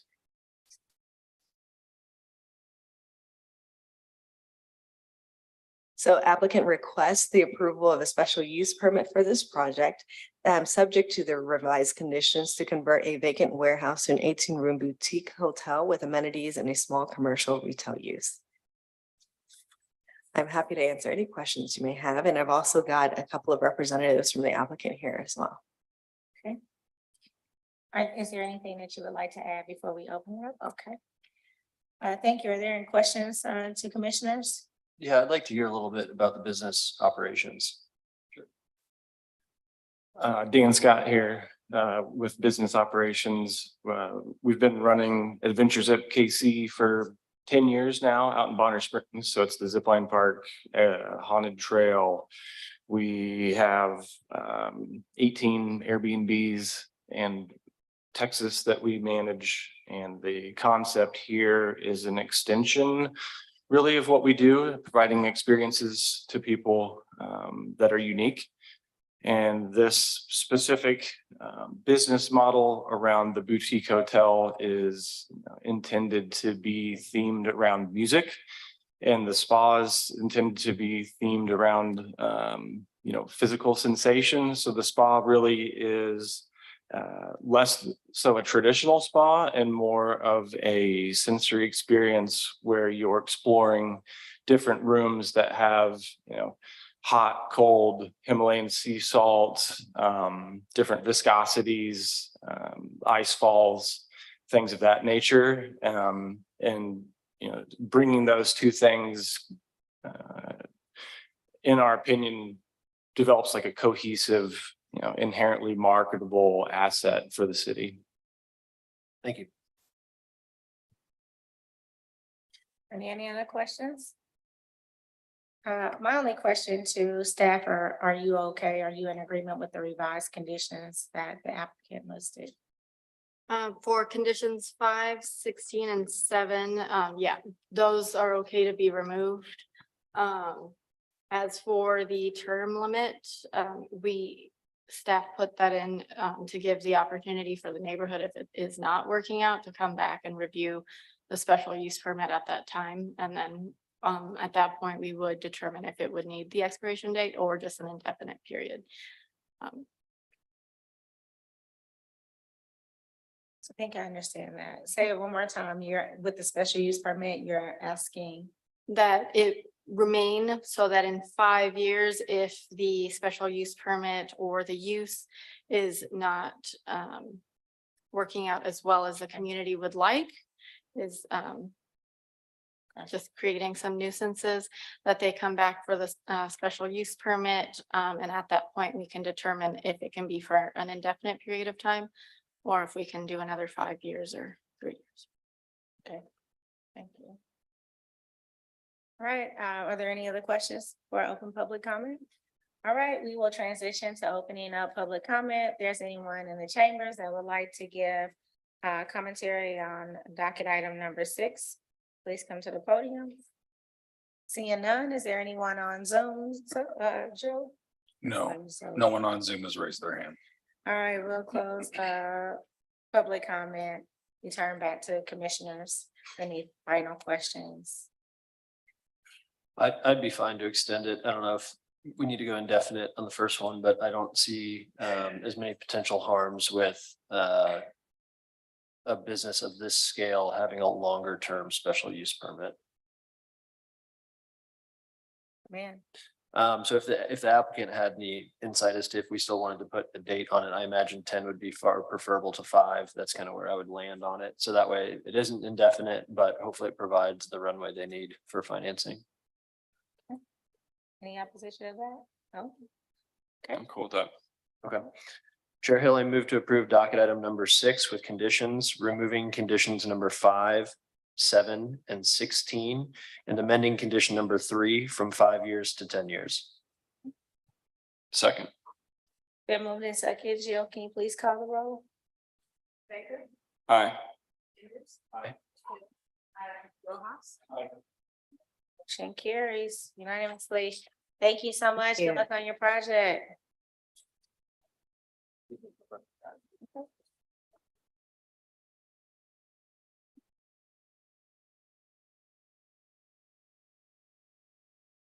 All right, I think we're getting ready for our last item, docket item number 15. If we can just have a 2-minute breather, that'd be fine.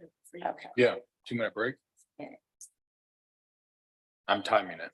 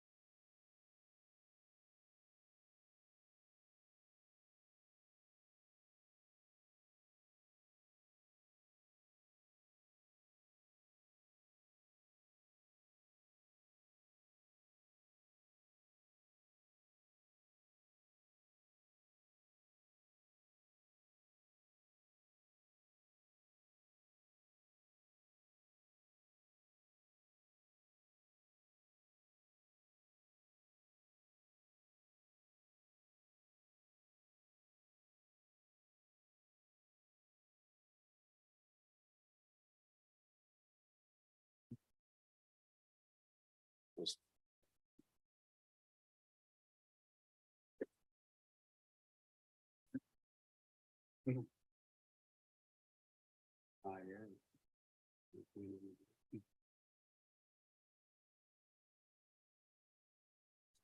guess.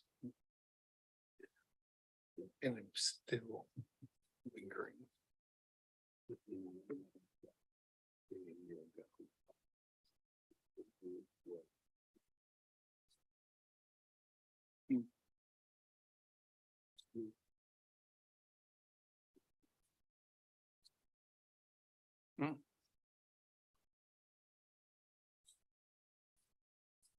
Yeah.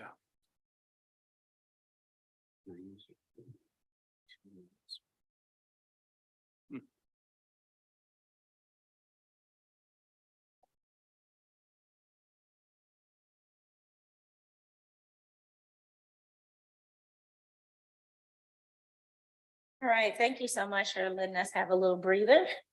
Well, this is the last docket item on the agenda. So Joe, if you can read docket item, is it 15? That's right.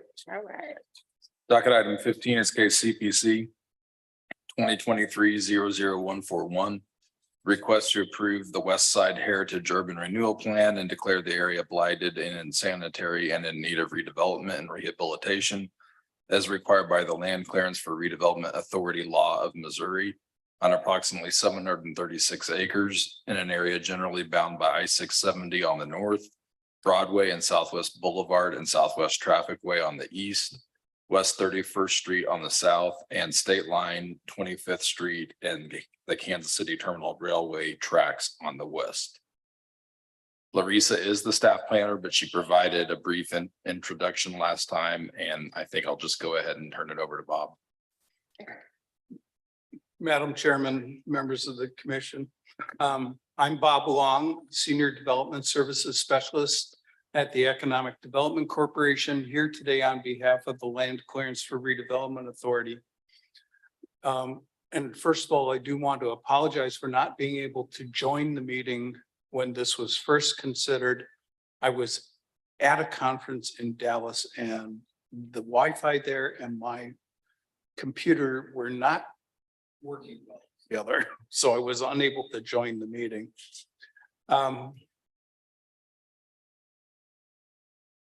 This map shows the general location of this urban renewal plan. It is directly southwest of the downtown loop. This map, the heavy black lines show the boundaries of the proposed urban renewal plan. The West Side Heritage Urban Renewal Plan is designed to address conditions in the West Side neighborhood, which is traditionally a low and moderate income Hispanic neighborhood, although it has been a lot of things over the past 140 years or so. It is experiencing rapid gentrification and rising property values and taxes, and is starting to, well, has been losing low and moderate income long-term homeowners for some time.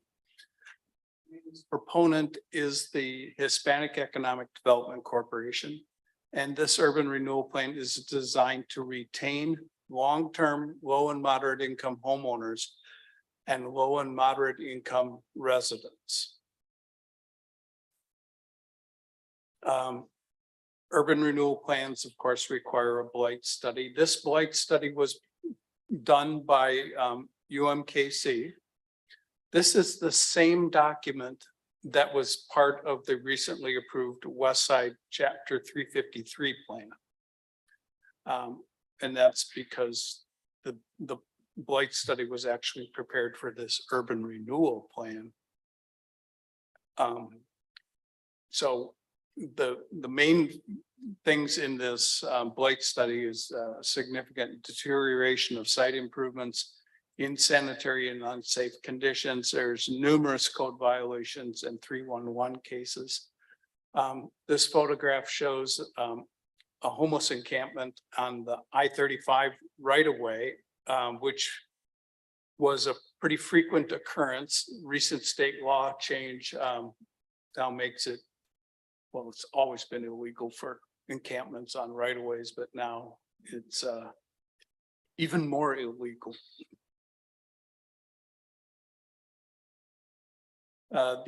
There are so this is some of the deterioration of site improvements. Here you see a vacant lot and it's got discarded lumber. And about 35% of the plan area actually consists of vacant lots, many of which are in a similar condition. Here you also see a deteriorating treehouse, which is actually a pretty impressively large structure. Not sure it meets any sort of code, but it's not in very good condition.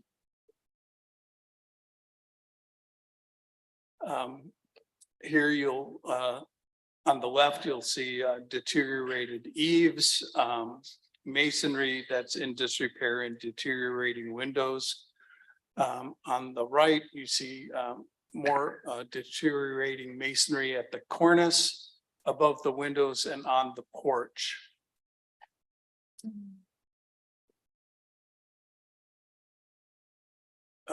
Here's on the left, this is a vacant deteriorated residential structure that's got a pretty extensive amount of graffiti. And on the right, here's a house that's got some major structural issues. That is not just the camera distorting the picture. The building is actually leaning.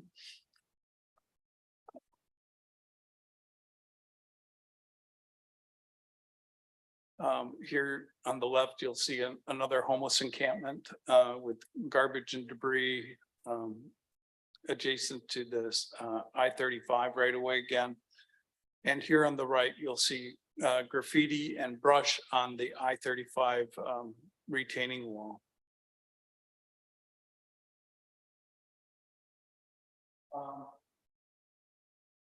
There are at least 7 existing billboards in the West Side neighborhood, and they all exhibit maintenance issues. And then on the right side here, you've got some deteriorated fencing along a gravel parking area, which obviously doesn't meet code either. So the UMKC team believed that this met the definition of blight, and the LCRA did approve a finding of blight, as well as approving the proposed urban renewal plan. So this urban renewal plan is a little different than our typical urban renewal plan. This has targeted eligibility. So the plan covers the entire area. But to be eligible for the tax abatement, you would have to show that you have owned and resided in the property for at least 10 years. You would have to show that you are a low or moderate income person at the time of the application. You'd have to invest at least $3,500 in rehab work to qualify. And 25% of that project would have to be exterior work. We want people to address exterior conditions, especially first, because theoretically, that's the public benefit. We get to see improved physical conditions in the neighborhood. The rest of the work can be inside the structure. Those are the primary eligible applicants. However, there are some other categories of applicants that may be able to apply for that. Mixed use property with 2 or more units, or a multifamily structure that is 50% or more occupied by low and moderate income residents. Rental single family that's owned by a long-term resident and occupied by low and moderate income residents. Commercial property that is owned by a long-term resident of the West Side neighborhood. Vacant property that is adjacent to a house owned by a long-term low mod income resident, or property that would be placed into a community land trust for affordable housing. Those types of uses would also be eligible for tax abatement. I would anticipate that the primary group of applicants is going to be the long-term low and moderate income residents. As requested by you all, we did have a public meeting, and it was advertised, and it was held at the Ruiz Branch Public Library on Saturday, September 30th, and we had at least 20 people, 26 people attend that meeting. And the LCRA is recommending approval of a finding of blight and approval of the West Side Heritage Urban Renewal Plan. I'd be happy to answer any questions. I have some questions, several questions. But number one, of these blighted empty spaces and blighted buildings, how many of those are owned by people who actually live in the West Side?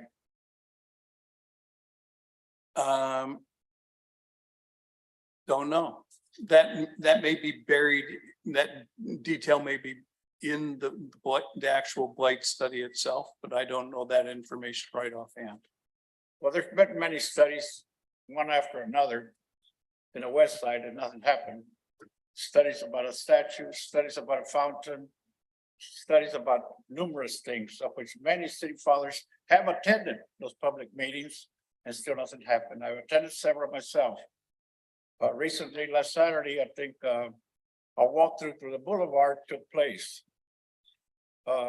which is well and good, asking for input from business community as to what improvements can be made, or they would like to see, which is good.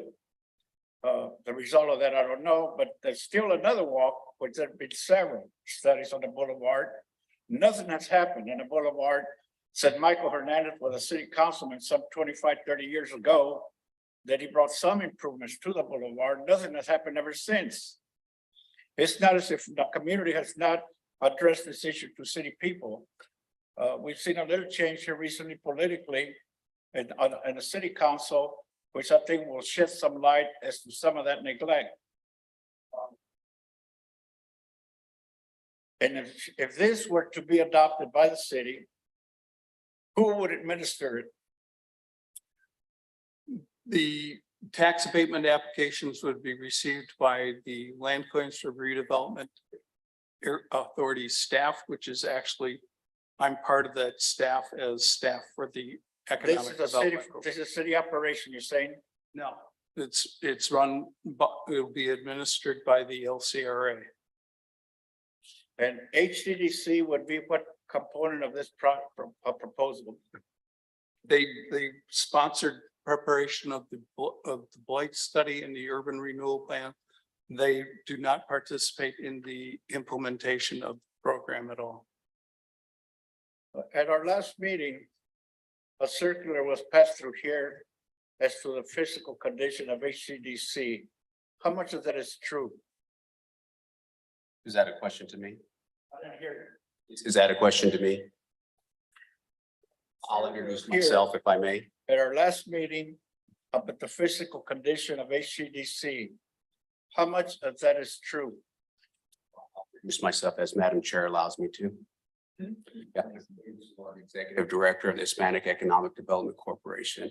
We're a 501c3 registered to serve as a community development corporation in Missouri and Kansas. The questions that you're asking and the fiscal condition of the organization. I think it was a simple question. How much of that statement was true? Zero. It was notarized by somebody in the. Well, what is the question is asking? From public records.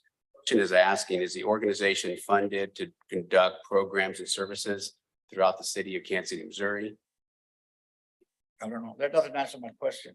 So this organization has been funded by the city of Kansas City, Missouri, 15 years in CDBG funding. All right, I want to make sure that we stay focused on what Thank the you. recommendations are. Do you have any more questions, Commissioner Rojas? Only comment that since the question was not answered, and those comments that were made here in public are very serious to me in any case, and should be. And you as a principal, HEDC as let's shed some light as to the history of HEDC, how it was founded, and for what purpose. You know, it was designed to come this far along all the years. But in any case, if HEDC, a principal proponent of this, does not have his house in order, how can we be trusted? In fact, last Saturday after the walk meeting, I think the meeting that you attended, to my understanding, was attended by 9 people. And at that meeting, an unsolicited announcement was made by yourself in reference to this meeting today, that it would pass here today, and that a certain developer was ready to buy certain houses and erect apartment buildings, low-cost apartment buildings. Can you disclose who that mystery developer is, and what houses were you making reference to? I'm not sure what I should answer to this because I have another letter here that has an answer to some of this mystery conversation. There was no meeting that I attended to this past Saturday, and I'm not aware of a walkthrough on Southwest Boulevard that I was there, that I made a public statement to. This is a continuous challenge that, if I may ask, I filed a complaint yesterday with the Ethics Committee regarding the statement Mr. Chairman Rojas says, and I asked that he be evaluated for his statements made to me. This has been a long-going attack on our organization. Yeah. And, you know, we here at City Planning Commission, understand. you know, we do not allow personal attacks, not coming from the public to commissioners or commissioners to organizations. I do want to shift, because what I heard is LCRA would manage the implementation if this is passed with regards to tax abatement. HEDC does not have any authority to implement. They simply have been a community partner to help UMKC with the renewal plan.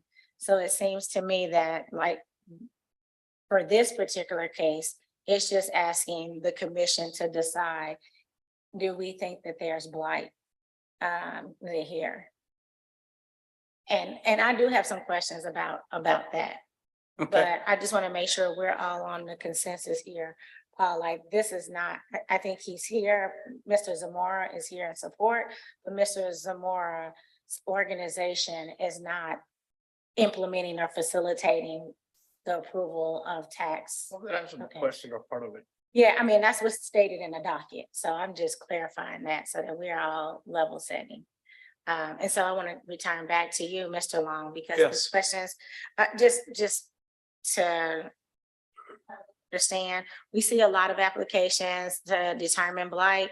And I always have the question that once blight is determined, like when you show us these pictures, one, is there any requirement to remediate that blight once we find blight? Or is it that people can just continue to use the same pictures over and over and over and nothing happens? If a project comes in, if somebody applies for tax abatement, and there's blighting conditions on their property, they must address the blighting conditions. Okay. The second question that I have for you is that, is there any best practice around percentage of evidence blight? Like I've seen sometimes where, not in this case, but another applicant comes and talks about blight and they take pictures of unsanitary conditions, but it's probably less than 5% of the overall geography that they're asking for. So my question to you is, when you think about the finding of blight, certainly we've seen the pictures, but what percentage does that represent of the overall geographical area? Okay, so as part of the blight study, UMKC reported that there were more than 470 open 311 or code cases in this particular area. That would involve probably 25% of the properties within the area. The statute doesn't actually say what percentage of blight there has to be. It says it has to be, you know, widespread, or it uses terms like predominant, things like that. Not every property in an urban renewal area has to be blighted, unless, of course, it's a footprint plan where there is only one property. Just have to be able to show that there is blight throughout the area. And I'd like to point out that this is the same blight study that this commission approved for use with the West Side 353 plan a year ago. Yeah. And a year ago, we still have blight, which is, you know, it's fine. I just, it is a little bit challenging when we say there's been a lot of investment in gentrification in the area, but it's insanitary and blighted and in disrepair, right? But what I do like about the plan is I like the targets, because I think that what it provides is that the benefit carries over to people who have been invested in this community for a number of years. So I think that of the many plans that have come before this body that I've seen, I appreciate the laser targeting of making sure that incentives are actually working for the people that they are designed to help, and not just on the. Yes, and this plan actually has a 15-year, but it also says that if you're going to apply for the benefits of this tax abatement through this program, you have to apply in the first 5 years. So it's really intended to address the potential displacement of those low and moderate income long-term homeowners as quickly as possible early in the plan. And then at the end of 5 years, you know, that tax abatement basically stops. And then any tax abatements that have actually been issued at that time would remain in place and continue out through the rest of the term.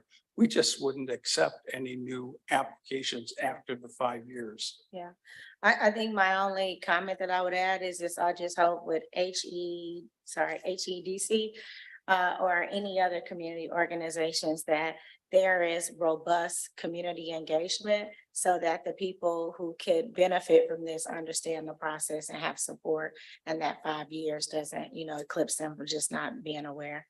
But we will, I see your hand, man. We will get to public comment in a moment.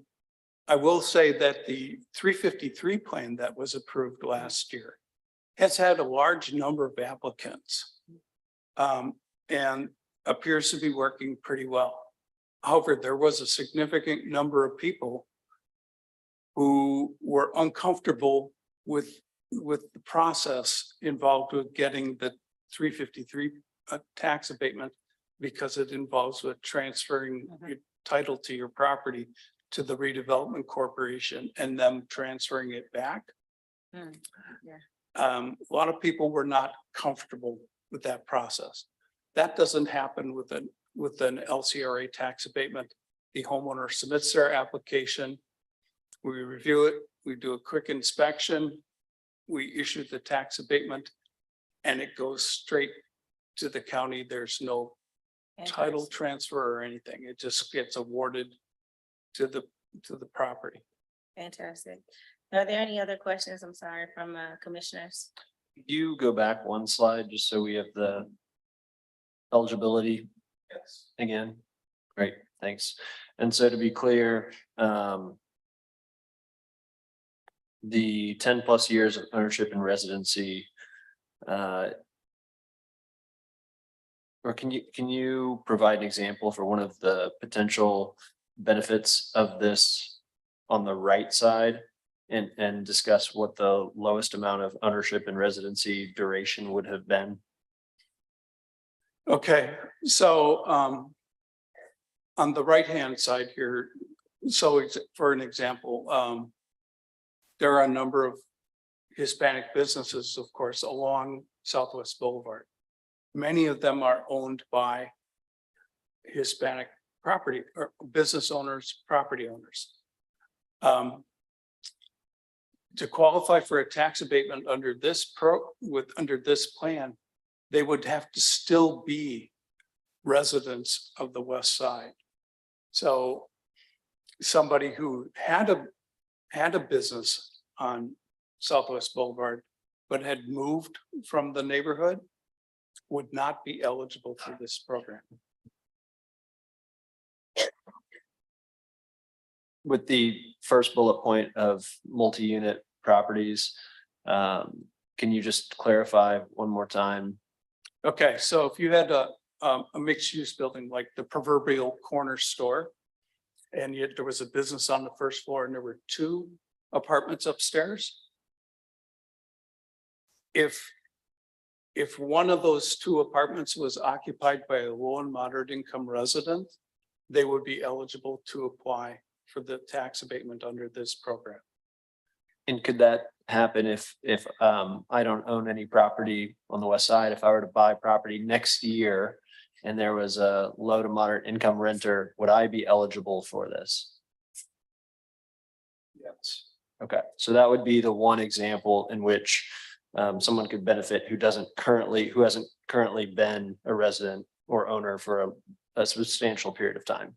Yes, but then you're required to have at least 50% of your residents or your tenants would have to be in low and moderate income people in order to qualify for that tax abatement. Okay, I think I'm comfortable with it. I just wanted to clarify because I think that's what Commissioner Rojas was kind of pointing to, the idea that someone else who hasn't been invested in the community yet could benefit from this if they became invested in the community over the next 5 years.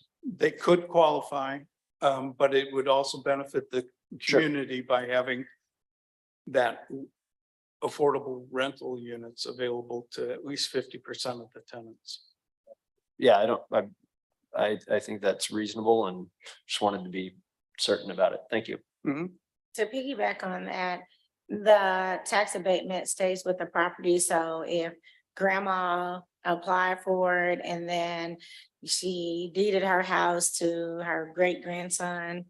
If it stays within the family, the Yes, tax abatement stays Yes. in place. okay, If they sell the property to a non-family member, the Does not- tax abatement will end. okay. And is that for both the single family and multifamily? Or, Well, if multifamily is with different. the multifamily, if you fell out of compliance with having 50% or more of the units occupied by low and moderate income residents, you're gonna lose your tax abatement. And is it just every year you submit documentation or is it like? We'll have to establish, catch me. yeah, some sort of Okay. annual verification or certification process. We want this to be easy for the people who get the tax abatements in order to maintain compliance. But we do want to make sure that they maintain compliance. Awesome. Are there any other questions? Do you have support of the city council people? I've been speaking to the city council people, and what they advised me, and I've got an email, I did not include it in the packet, is that they cannot comment at this time because they will comment during the council hearing, and it was an interesting response I received from them. Okay, I thank you. have spoken to both of them and they've supported the blight study, they supported the 353 plan, and they understand the simpleness of this plan as well.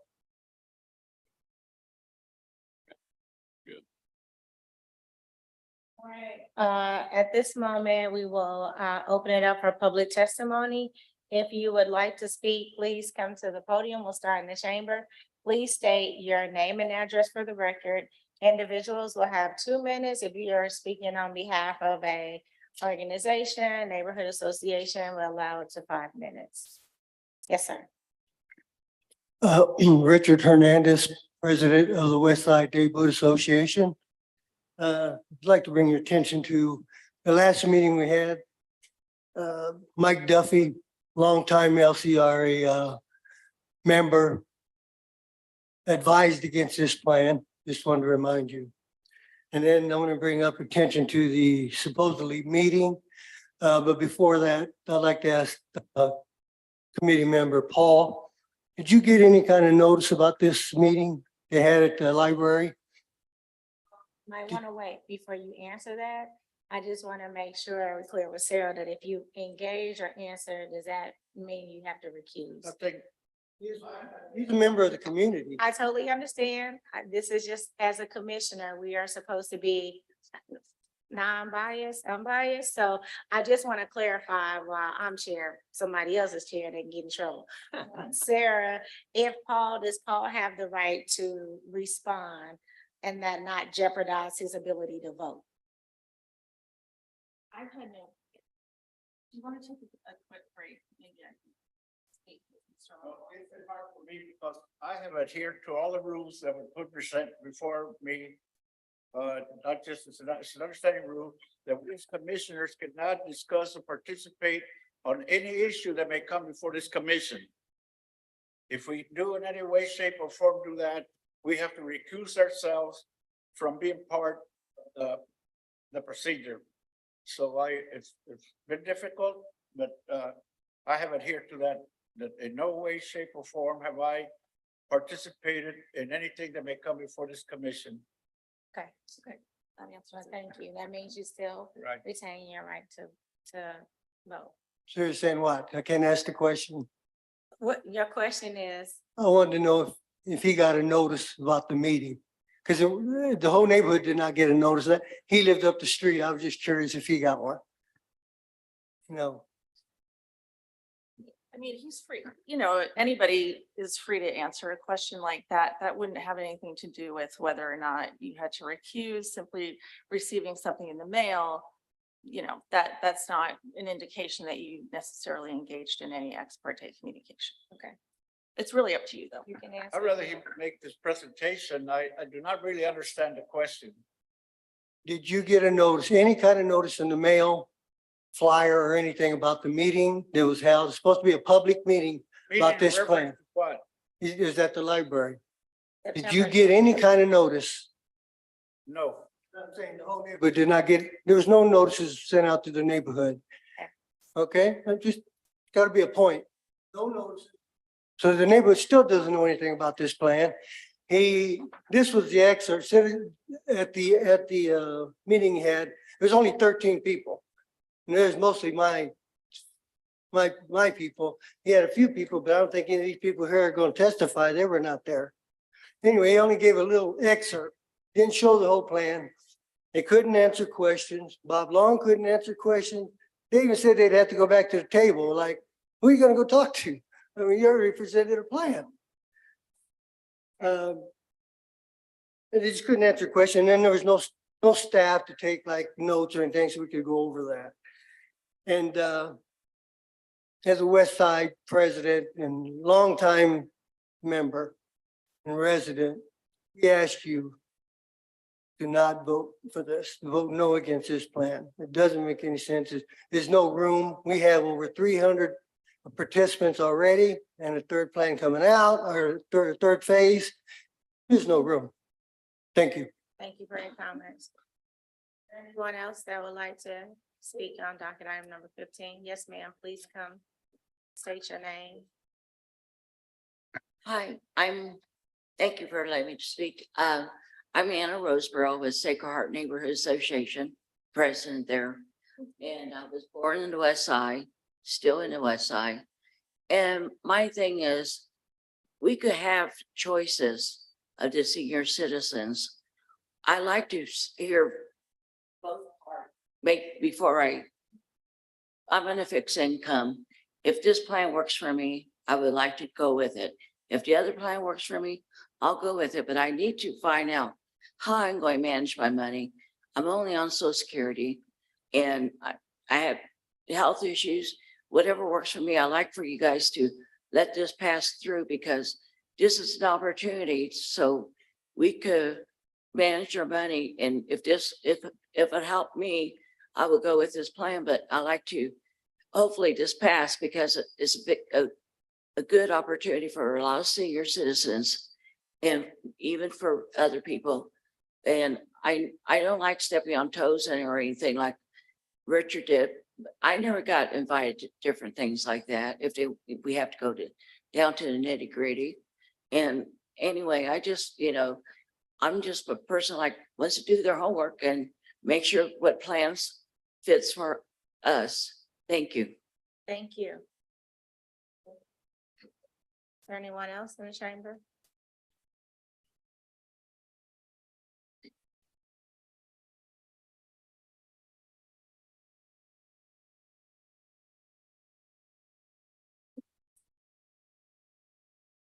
Morning. Excuse me. Good morning. My name is William Lona. My address 911 Avenida Cesar E. Chavez, Kansas City, Missouri 64108. I'm writing in support. I'm giving this letter, and I have letters from other residents that I also want to submit, but I'll read you mine. I'm writing in support of the West Side Heritage Urban Renewal Plan. I'm a retired fixed income resident of the West Side. In the past, I've been involved with West Side issues on a professional basis as well as a volunteer basis. I have worked in 3 agencies involved with the West Side: Guadalupe Center, Hispanic Economic Development Corporation, and the Kauffman Foundation's Project Early. In the foundation project, I worked with and provided funding to Guadalupe Center, West Side Housing Organization, Mattie Rhodes Counseling and Arts Center, the West Side Neighborhood Association, the City Planning Department for the West Side Strategic Plan. This was the first city neighborhood plan to be computerized and placed online. Additionally, I also provided funds to the Hispanic Chamber of Commerce. I have also been involved with volunteer activities ranging from local political elections, cultural events, educational matters, employment matters, and acted in an advocate role for the area. I have been active in a more limited role in recent years. However, I have acquired and retained a more than competent knowledge level of the area. The West Side Heritage Program has grown out of a West Side need for tax abatement and home improvement. In addition, the program can help against gentrification in the area. This is a major problem that not only confronts the community on an economic basis, but it is threatening the very fabric of the cultural and ethnic composition of the West Side. The long-term Mexican-American and other minority residents, as well as long-term moderate and low-income residents, are being driven out of their own historical Latino enclave in Kansas City, Missouri. Minority and lower income residents are being replaced by new higher income white residents. The program provides tax abatement, home improvement, and protection against price gouging tax increases and fights against gentrification. It aids senior citizens to make needed home improvements based on age and health-related requirements, such as a walk-in shower versus an inaccessible bathtub. What can be wrong with these program components? There's nothing wrong with the components. The West Side Heritage Program has met all the requirements for this type of a program. These are indisputable facts, as shown by the presentations here and in the community. It's imperative that you approve this program. It's a great opportunity to show the nation that 2 programs, this program and the 353 program, can coexist and benefit a community. Why can't we be the first neighborhood in the country to have these tools to help community residents and fight against gentrification? We, the people in the West Side, need and must have this plan. Help us in overcoming longtime barriers to the continuation and development of the West Side in a positive manner. As someone once said, we can have unity and diversity. Benito Juarez, the great Mexican president, once said, respect for the rights of others means peace. Help us help ourselves and move this program forward. Thank you Thank you. for your comments. Thank you. Lexi, who do I give these to? You can hand it right here.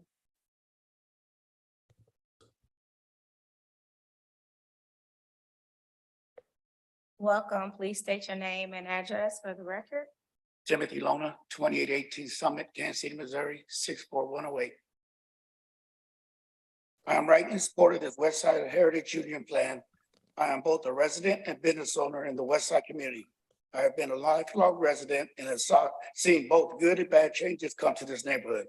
This program is clearly a benefit to the community.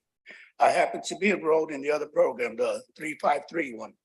But this program is clearly another tool that the other West Side residents can use and help the West Side grow and prosper for their own good.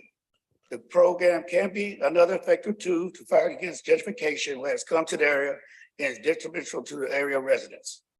The program benefits the residents by freezing their taxes for a 10-year period and as well allows them to improve the main asset, their home.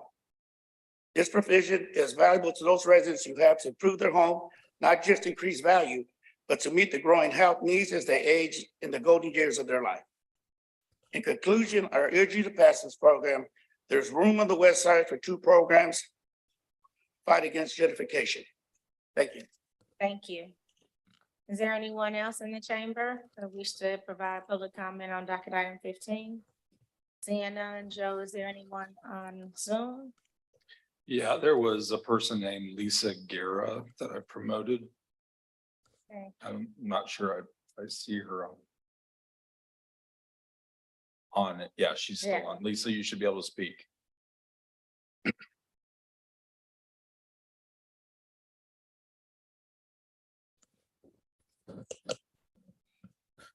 Need to unmute Lisa.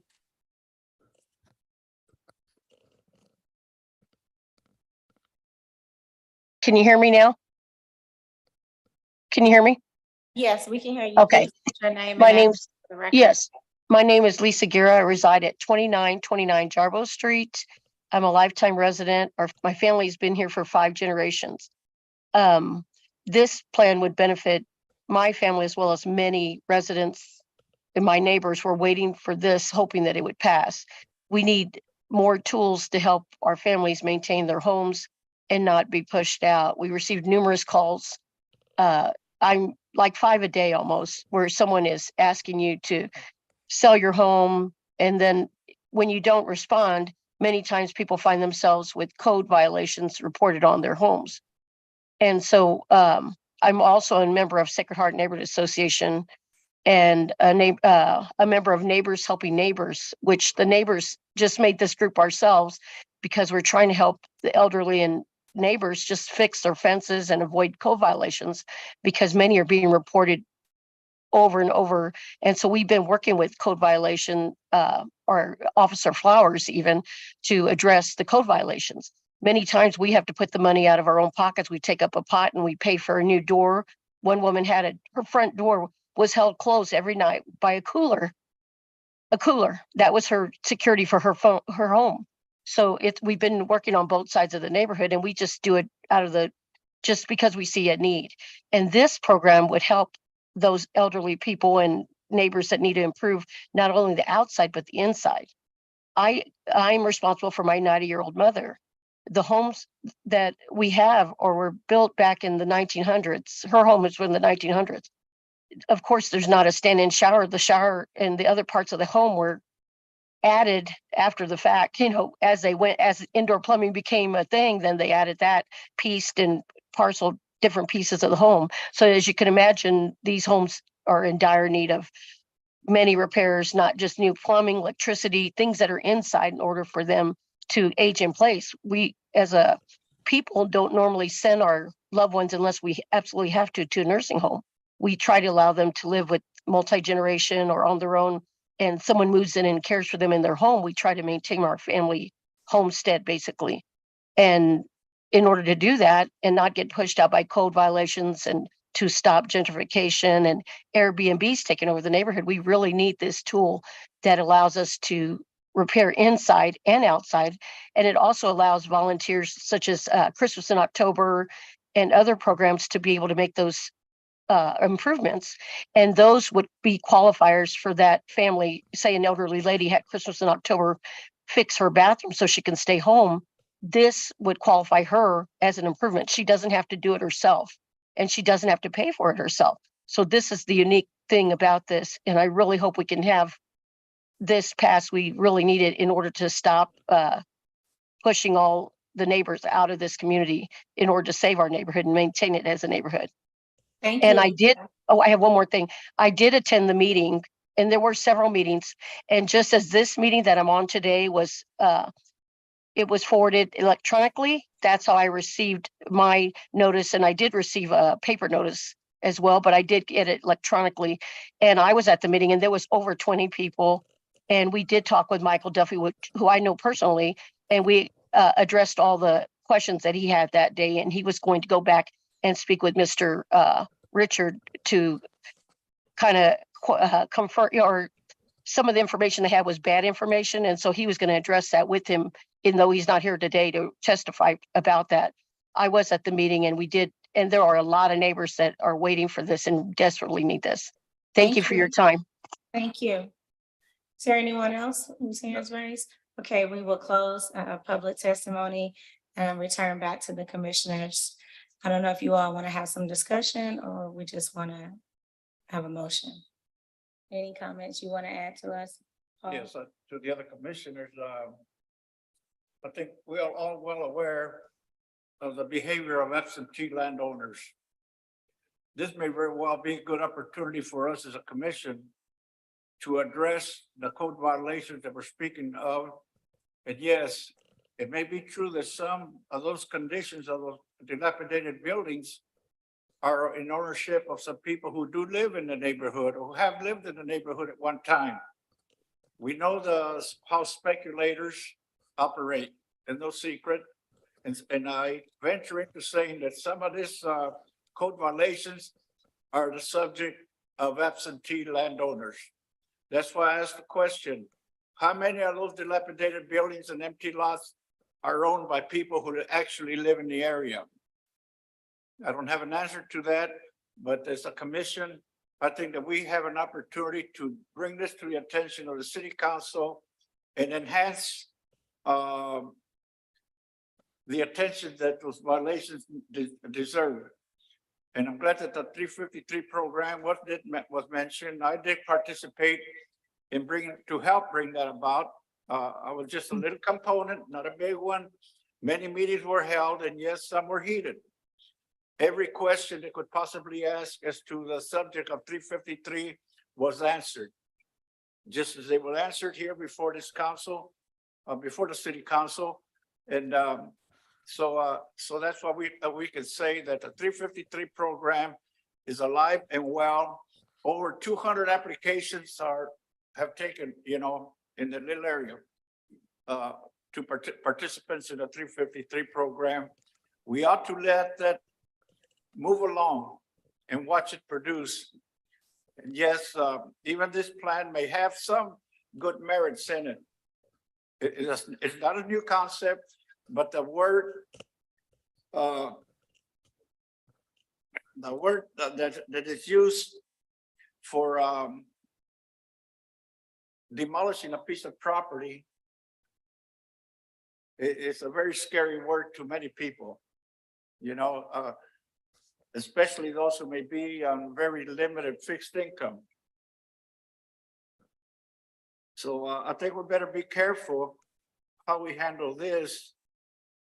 As far as it appears that it may very well open the door to big land developers to use this very program for their self-interest. It is no secret that the eyes of many people are upon the west side not for our benefit, but for the business community's benefit. We've seen it through gentrification, and we can see it to even a larger scope if we allow this to go as it is. So my recommendation would be that if we decide to vote this through, that we send it to the city council for them. They will make the final approval anyway, whether it passes or not passes here. They are the ones who will make the final decision. But we can recommend either vote it no or send it without a recommendation to the city council. And that will, the proposal itself encompasses a large part of downtown, really. The boundaries are so vast, so big that it is large, and it doesn't incorporate, and to my knowledge, we've seen another one to put a little park on top of the I-670. I think I already explained that area.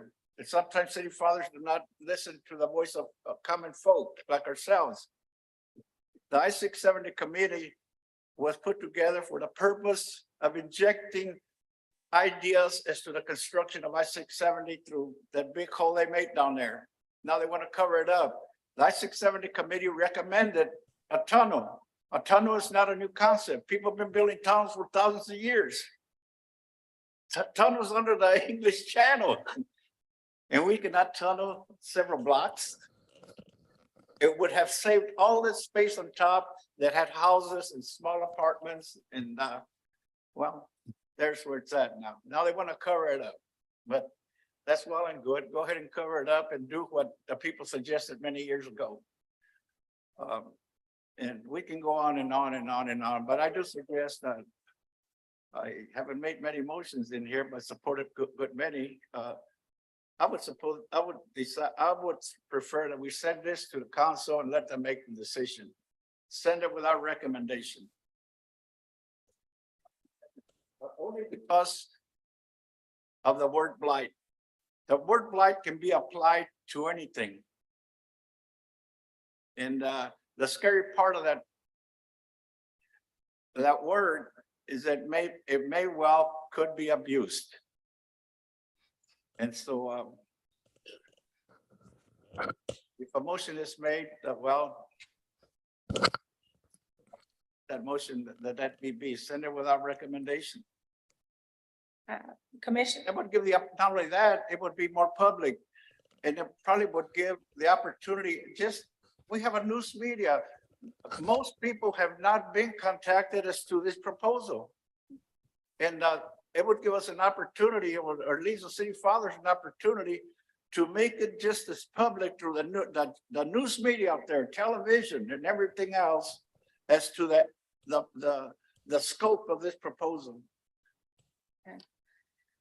Well, I want to really give people an opportunity to voice yes or no. I'm not afraid of a no vote. I'm not afraid of a yes vote. Yeah. But it should incorporate a good portion of the community that's been involved in this. I know that there is a hand raised by Commissioner Beasley. Can I call on Commissioner Beasley? I did see her join very early on. I'm not sure if she's been here for the whole hearing for this case or not, but it was shortly after the hearing started that I saw her join. So perhaps Commissioner Beasley, you can make comment but not vote. You had your hand raised, Commissioner Beasley. Do you have a comment? Yeah, I was trying to decide if y'all had made your decision on what my participation was. That's why I hadn't said anything. Oh, yeah, I saw your hand raised. I think because you were not at the beginning of the reading of the case, you should not vote. But I believe you can make a comment based on what you heard.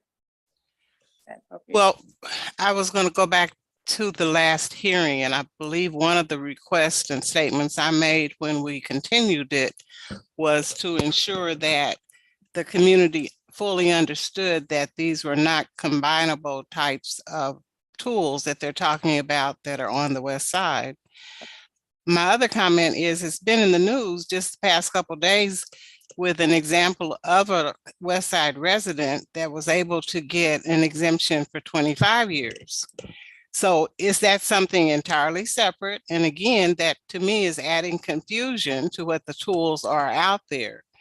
And we'd also, I believe one of the other commissioners had asked Sarah for a definition of blight, because we all are aware of how blight is being used in different proposals that become before the body. So those were just the comments I wanted to make from what I was hearing since I joined this morning. Okay. I can ask either staff or Mr. Long. Are these two tools, the 353, and if this were to pass, are they combinable? Like, could you do both or no? No, he told us last time, no, but the people were getting pressed that they could. He wasn't here. You cannot combine the two Okay. programs. Okay.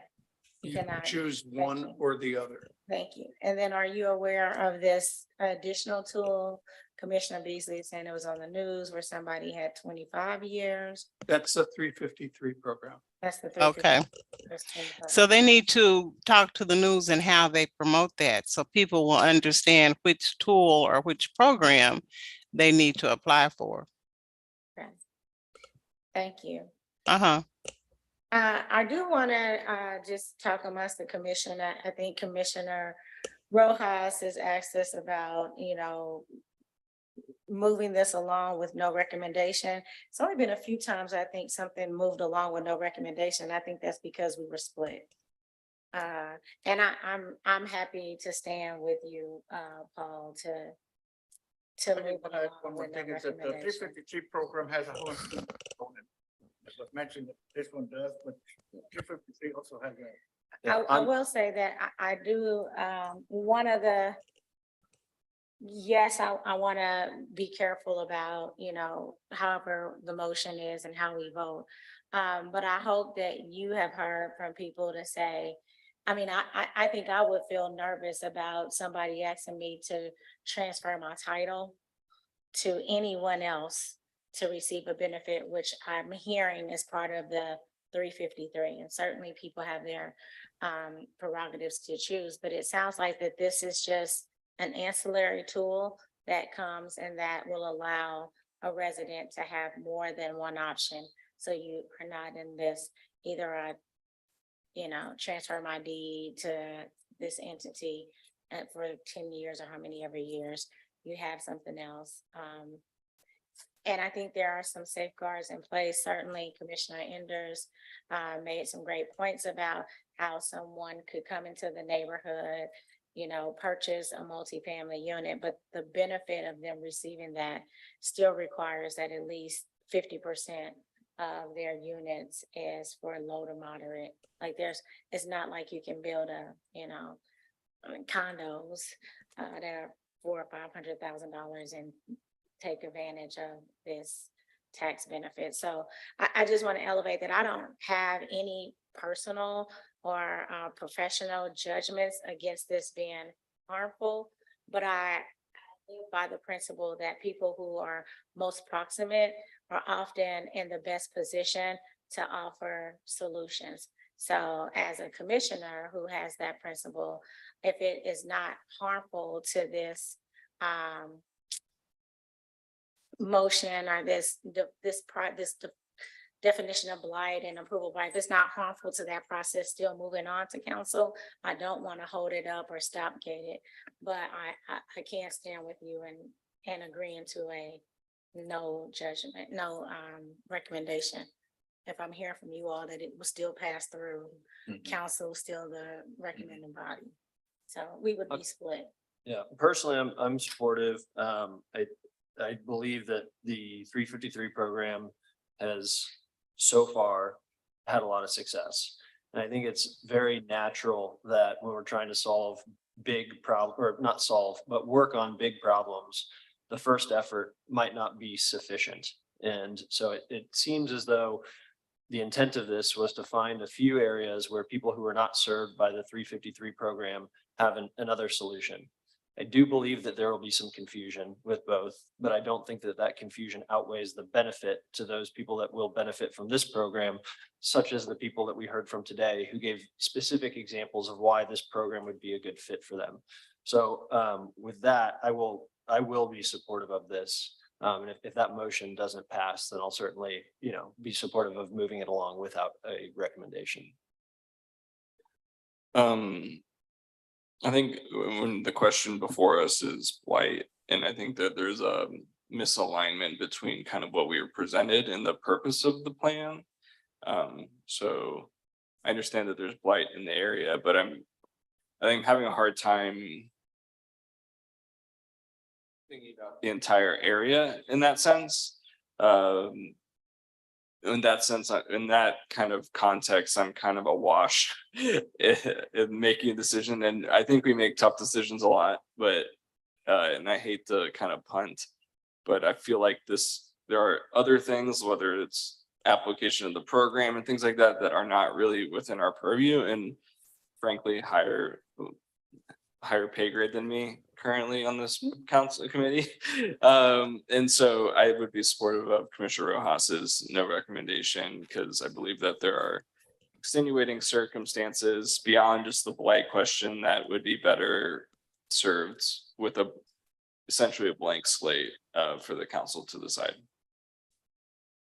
Would you like to make a motion? Yeah, we've seen the impact of gentrification more than most anybody throughout this city, and perhaps there are other areas around the country. It's not a new concept. It's taken its toll. With this one, I think, as I mentioned earlier, that it has a tendency to declare certain areas, certain price of properties that may not be blighted, that just need a little help. And the big major land developers will have a very open door permission to abuse that word. Are you willing to make a motion? Might help me with a recommendation. If a motion is to be made at this time, I would move that this proposal be forwarded to the city council without a recommendation. Thus giving the people an opportunity to a major opportunity to invite the general public within those boundaries to voice their opinion, yes or no. Okay, so there's a motion from Commissioner Rojas to approve moving this to the council with no recommendation from CPC. Is there a second? Second. Okay. It's been moved in second. Jill, can you please call the roll? I just need clarification. I know there's a quorum. Was Beasley and she voted? I don't believe she's voting on this. Okay. Baker, Aye. Enders, Aye. Hill, Aye. Rojas. Aye. This will move forward to council with no recommendation from CPC. Thank you all for your time. Really appreciate your patience. Are there any other announcements? We will be in touch. It appears that we may be able to maybe canceling the second meeting in November. I know that that's Thanksgiving week, so I know you all would be very disappointed, but If you must. we have already ordered a Thanksgiving lunch for you and everything, so we'll have to cancel that. You always send it to us now. Thank you so much. All right, there's no other business before CPC move to adjourn. All right. Feel like I'm in the house and the little tiny guy goes. Yeah, I know. I hear unscathed.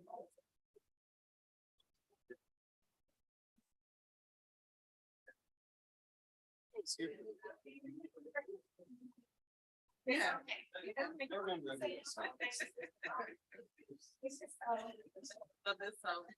I would remember that. I was like,